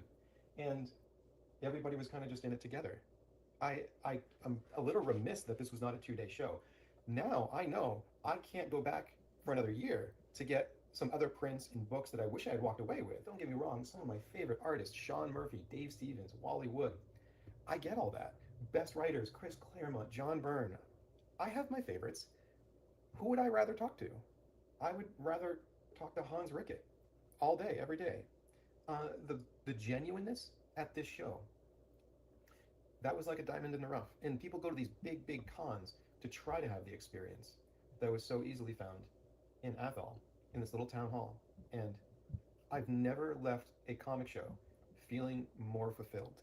I have walked out of comic shows spending $500 on my grails and very big books. But walking out of this show, it kind of, I get the feeling that I just walked out of Christmas or Thanksgiving, having talked to my family for several hours, but feeling like it was like 5 minutes. I could do it again today, and I'd be happy to. I'm going back next year, and I can't wait. See you then.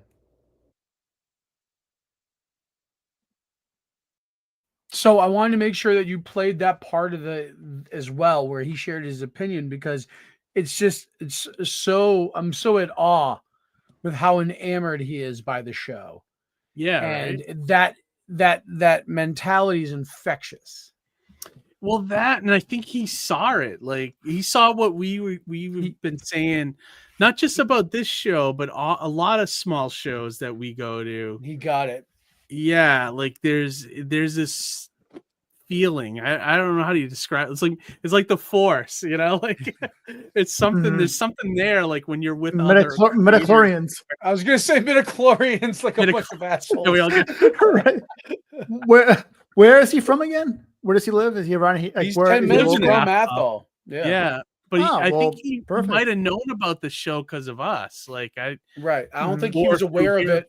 Yeah, he wasn't aware of it. And I love seeing him at shows. I saw him at Terrificon. I saw him at a couple places this year. I mean, for him to say it that he likes it better than Terrificon, that's like a bold statement. You know, like it's almost like he was trying to be provocative there. But I get it. I get it. I mean, but that's like comparing. That's not even comparing apples to oranges. That's like comparing apples to gasoline. You know what I mean? Right. It's just like it's not even the same thing, you know. Well, the thing is like, so me and you do both of those shows. We've been at Terrificon and this one. I think the primary difference is that Ben will come over and can have a conversation with you without, like, you know, 3 other people coming over to the table and looking and pulling you away. Right. And that's the difference. Like, Terrificon's a lot busier show. Right. And you're pulled away constantly, or there's someone coming to your table all the time, you know. Right. Whereas this one, people do come to your table, but you have moments where 5 minutes could go by with nobody, 10 minutes, and you could have these conversations. And you can, you like you said, or you can network, or you can, you know what I mean? Like it's very open like that. She'll love Plastic City if he goes next year. What's that? Yeah, he was there. He actually was at Plastic City. He came to Plastic. They recorded a great video. Oh, yeah. We should have played that one sometime. But that one Lunch Money, rather. That was on Lunch Money Comics. Both of them came and interviewed me. I was so tired when he interviewed me that like I feel like my answers were terrible. You know, but I mean, it was a busy day. You guys run a show. What can you do? You know what I mean? Yeah, right. Amy said the video should be sent to Athol. I sent it to Hero Shack, both Chris and Diana last night, and asked them to send it to Emily because I feel like Emily might get a little choked up and emotional at that video. Like, because I was feeling a little choked up and emotional. Some of the stuff he was saying there. Well, especially Emily puts a lot of hard work in. That's like thankless. Yeah, of course. It's thankless work, and so it's tough. Like, and you just have to kind of like find the appreciation in between. Yeah, and this is the in between. You know what I mean? Yeah, 100%. Is Ben a teacher? Is he like a teacher? Does he teach or something? I don't know. Do you know what he does for work, Johnny? I can't remember. Like, I think he might have been. I think he said, maybe I'm remembering it wrong, but he might have said on the episode, if anyone goes on our channel and just searches Ben Taj, you'll find the interview we did with him. There's some funny stuff in there, like with the Voltron figure. Yeah, the Voltron figure. Actually, there's a bit of it too. If you guys just want to hear that bit, I think it's an ICR bit about the whole Voltron thing. Johnny went nuts when he heard that. That's fucking criminal. You steal a man's Voltron figure? Fucking fuck that shit. Yeah, I know. It's very funny. Johnny wanted the guy's number. Yeah, I'll go fucking find him. I'll hunt him down. Just exchange your drinks. Yeah, right. There you go. He doesn't know. He doesn't know who he's messing with. I'm the 7-Up mogul. Yeah, right. Or sommelier. Sommelier. That was a good question. Mental problems. Top 3 Saturday morning cartoons. That's a good question. It was a good one, and I thought about it later, and I there's so many I could put in that top 3 spot. Those are the 3 that came to me right away. I kind of like Muppet Babies. I never liked that one. I don't know why. I never did. They use real life like footage from like the movies that they were spoofing. Like Indiana Jones. They had like a scene from that movie, or because they were like connected, I guess, with Jim Henson and like. Oh yeah. I don't know. Well, yeah, they would have footage, and then they would animate them into the footage. Yeah. Yeah, I thought it was kind of cool. It was pretty cool. Johnny, do you have any, before we wrap things up, do you have any shows for the rest of the year, or are you all done? I got Saratoga at the end of November. and after that, I'm done. And then it's gonna be fingers crossed for C2E2. Oh yeah, when's that? In March? Springtime, yeah. Springtime. I saw today went up the Wicked. They're doing free admission again, and it's going to be in May, like late May or something. So I might try to do that one if it's if I have that time open. I do like Wicked Comic-Con, and I like that when it's in the same place, the Westin. It's free admission. That hits every time. I actually have a handful of shows left. I'll be at That's Entertainment Worcester this Saturday. They're doing like a micro con. That could be fun. There's a lot of cool people. Tanner's going to be there. Nice. Matt Herring and Vince Ferrante. I love those guys. Scott McFarland. Oh yeah, Scott. I talked to Scott today about Athol. Yeah, did he like it? Yeah, he said he was my table neighbor. Yeah, he was. Yeah, I love Scott. He was saying that he made some money. It was a small amount, but he said that he loved everything about it. Like he said he definitely wants to come back, and he's saying everything we were saying about it basically. And so he also wants to help out if they ever need if they need help putting the show together and things like that. Right. Yeah. I mean, I want to help, all hands on deck. I want to help out however I could too. You know what I mean? Just to keep exactly. show alive and keep it going. Yeah, exactly. So, what was I going to say? He'll be at That's Econ as well. And I think Will Murray's going, who usually does my show. Creator of Squirrel Girl. Yep. And, there's a handful of other people too, but I looked at the whole list and I was like, I know almost everybody here. So that's going to be a party for me. That'll be a fun show. That's cool. I'm now I got FOMO. I wish I was there. Yeah. You should contact her, see if there's any spots left if you want to do it. I wish I come tied up on Saturday, but are you okay? Yeah. And then I'm doing Kids Con mid-November. I'll be up in Portland, Maine for that. A lot of our friends will be at that show too. Actually, who's going to be there is Paul. Is it Sablota, the guy that we met at SPX that helped get our books back to us in Massachusetts? Yeah. I got to try to read his book before that show so I can let him know what I thought of it. Yeah, he was a real nice guy. Oh, he's really nice. I can't wait to super reconnect nice guy with him. And then we're doing like a bunch of kind of crafty kind of shows, like craft fair things. Like I have a craft fair in Fitchburg sometime in November. And then I'm doing Groton's doing a craft fair at the beginning of December. It's like a 5-hour thing. So I'm going to jump on that as well. You never know with those craft fairs. We do amazing at the Groton Fest in September. So I'm like, let me try their holiday one and see if we do pretty good at that. So just bundle up. Though. What's that? Bundle up. Well, it's going to be indoors then. Indoors. Okay. Yeah, if it was outdoors, I'd be like, I don't think so. I don't know about that one. Yeah, it's like, make a few bucks or you also get pneumonia. Exactly. I could use some cold, but as you could see when we went to the Woo on the Boo, I already had my winter coat and jacket, my hat on and everything. I hate being cold, dude. So I'd rather be cold than hot though, because you can always take off. I kind of agree with you on that. Put on clothes. Yeah, you can always put on clothes to get warm, Yeah. But you can be stark naked and still be hot. You know what I mean? Yeah, right. And on that note, sorry. Anything else you guys want to promote before I kind of close this one off? Or I do actually. I just want to do a quick little shout out. It's not even promoting anything. I had a really good weekend in the sense that I got to go to Athol.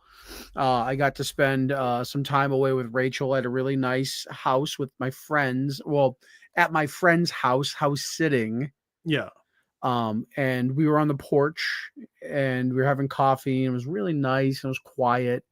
And, like there's the old Irish saying of like, there's two Irish guys sitting on a mountainside and they're hungover and, there's a really beautiful sunrise and they're looking at it and they're like, no, I'm sorry. I got it wrong. There's a beautiful sunset. and it's just so beautiful. There, one of them turns the other and goes, "Oh, we're gonna pay for this one."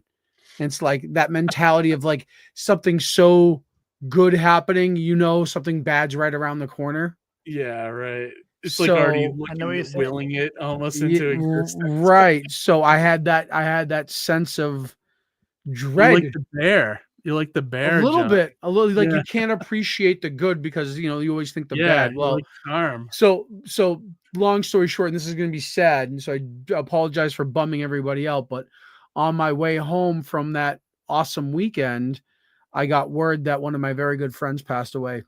My good friend Josh Carter. I'll show a photo of Josh right here. So Josh was the man. It's him and my cousin Roger, who I always shout out at the top of the show. Yeah. Keith, you sat across from him.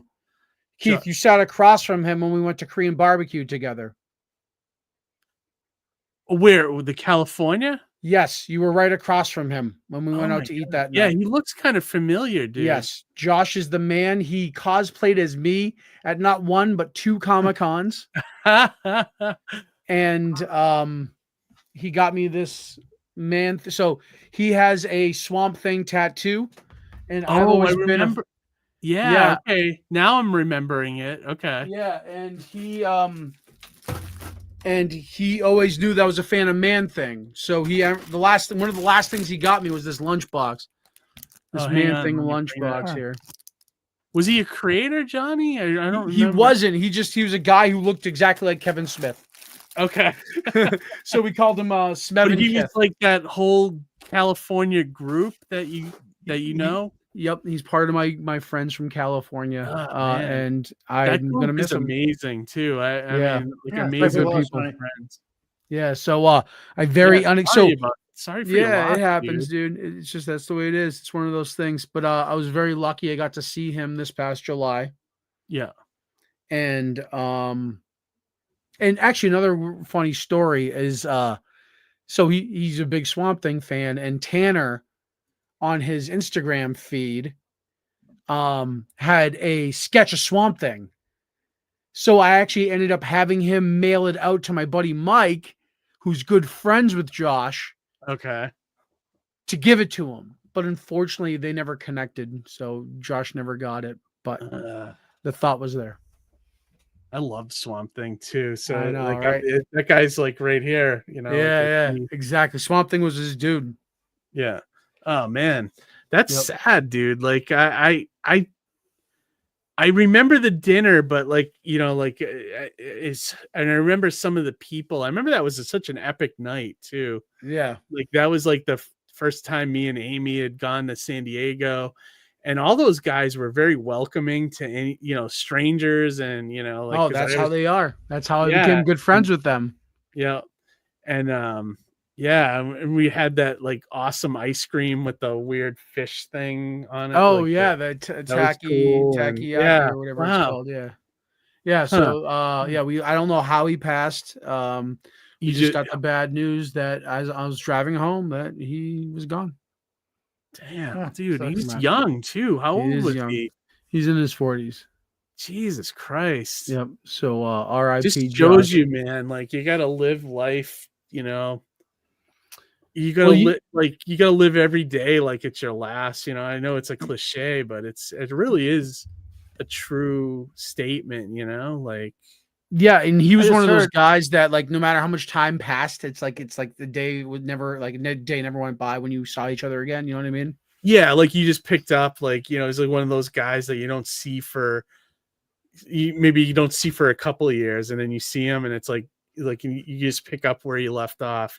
Exactly. So big shout out to Josh. I'll miss your loss, Johnny. Rest in peace, Josh. Yeah, and sorry for the loss, Johnny.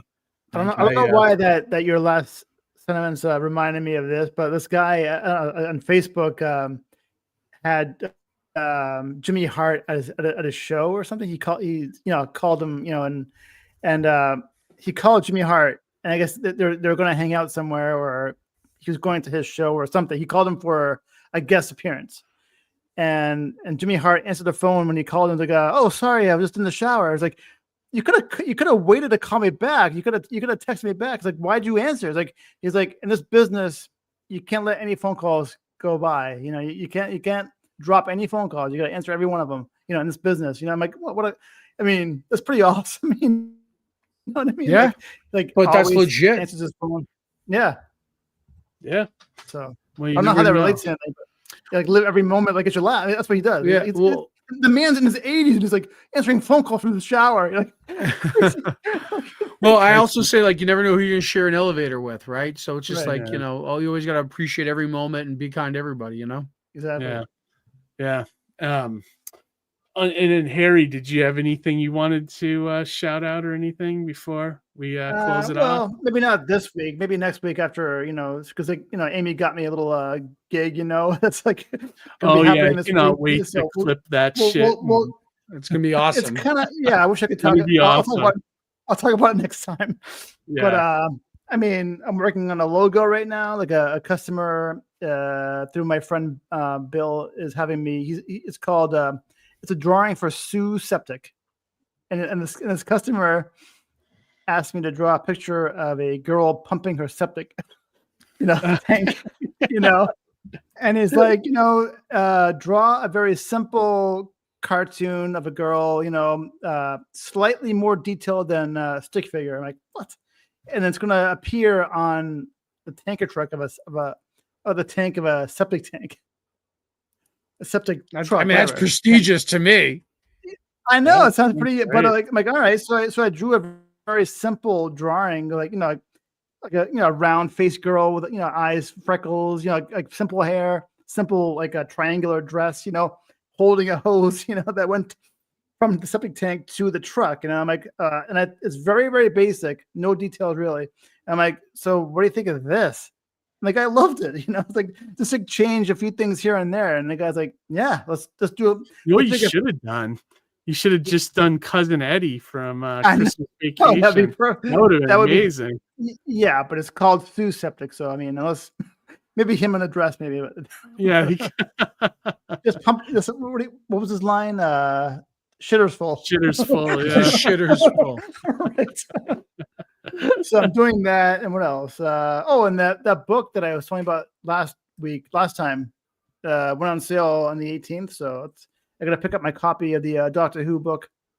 Oh yeah, pick it up. I want to see your passage in it and stuff. Well, I want to buy either. Well, they have them in the soft cover and hardcover, so I want to buy one of each, I think, and then, you know, carry the soft cover and show that to people, and then keep the hardcover. The hardcover is a good version as a collector. Yeah. So, yeah, that's cool. Yeah. That's awesome. A couple things. Oh. Well, I'm not. Kid Switch will launch on the Kickstarter episode, which will be next Monday. I'll probably launch it right before we go live, and then, or maybe like a half hour before we go live, and then do it that night. But next Monday, we're gonna have a bunch of guests, like 3 or 4 or 5 maybe. A super episode. And we're not going to make it too much of it'll be a promo episode, but it will also be some good conversation. Like I told everybody, let's shoot the shit, and then we'll throw promos up every once in a while. But so we don't know where the conversation will go that night, but I know Dean is he comes up with great shit, and Nandor, everybody so we'll have fun. Also, we locked in. We're gonna have Phil Russert on the show on November 10th. That's another Monday night. We're gonna start that one a little early, 8:15. So we'll be gonna talking about him as a creator, but also we'll be talking about Philbo Distribution, which is the new distribution network for indie creators, which I can't wait to put my package together to get in there. So I think that'll be awesome. And then also we're trying to get Graydon Square back on the show. Oh yeah, cool. We're trying to nail a date for that. He also has a Kickstarter, and he's going to be unveiling some cool software coming up for comics. So we got some exciting stuff coming up in the next couple of weeks on the show. So I thought and that's a very good tease too. Yeah. So we got some great stuff coming up. So I can't wait. So So make sure you come back next Monday. We'll be doing our big Kickstarter episode and just throwing up our links and then just talking comics or whatever comes up, movies or whatever. It'll be a fun night. And good luck trying to find your Shirley Temple 7-Up out there. Good luck, folks. Yeah. Also, we'll try and not talk over each other next week. That's right. That'll be the tough the one. biggest challenge. But anyways, thank you guys, everybody, for watching. As always, we love having you here in the live stream. Great questions tonight as well with the guests. We appreciate that. Join us every other Monday, I should say, and for our live streams. And most importantly, just read some comics, everybody. All right, well, have a great week, and we'll see you next Monday for the Kickstarter episode. Good night, everybody. All right. Adios. Good night.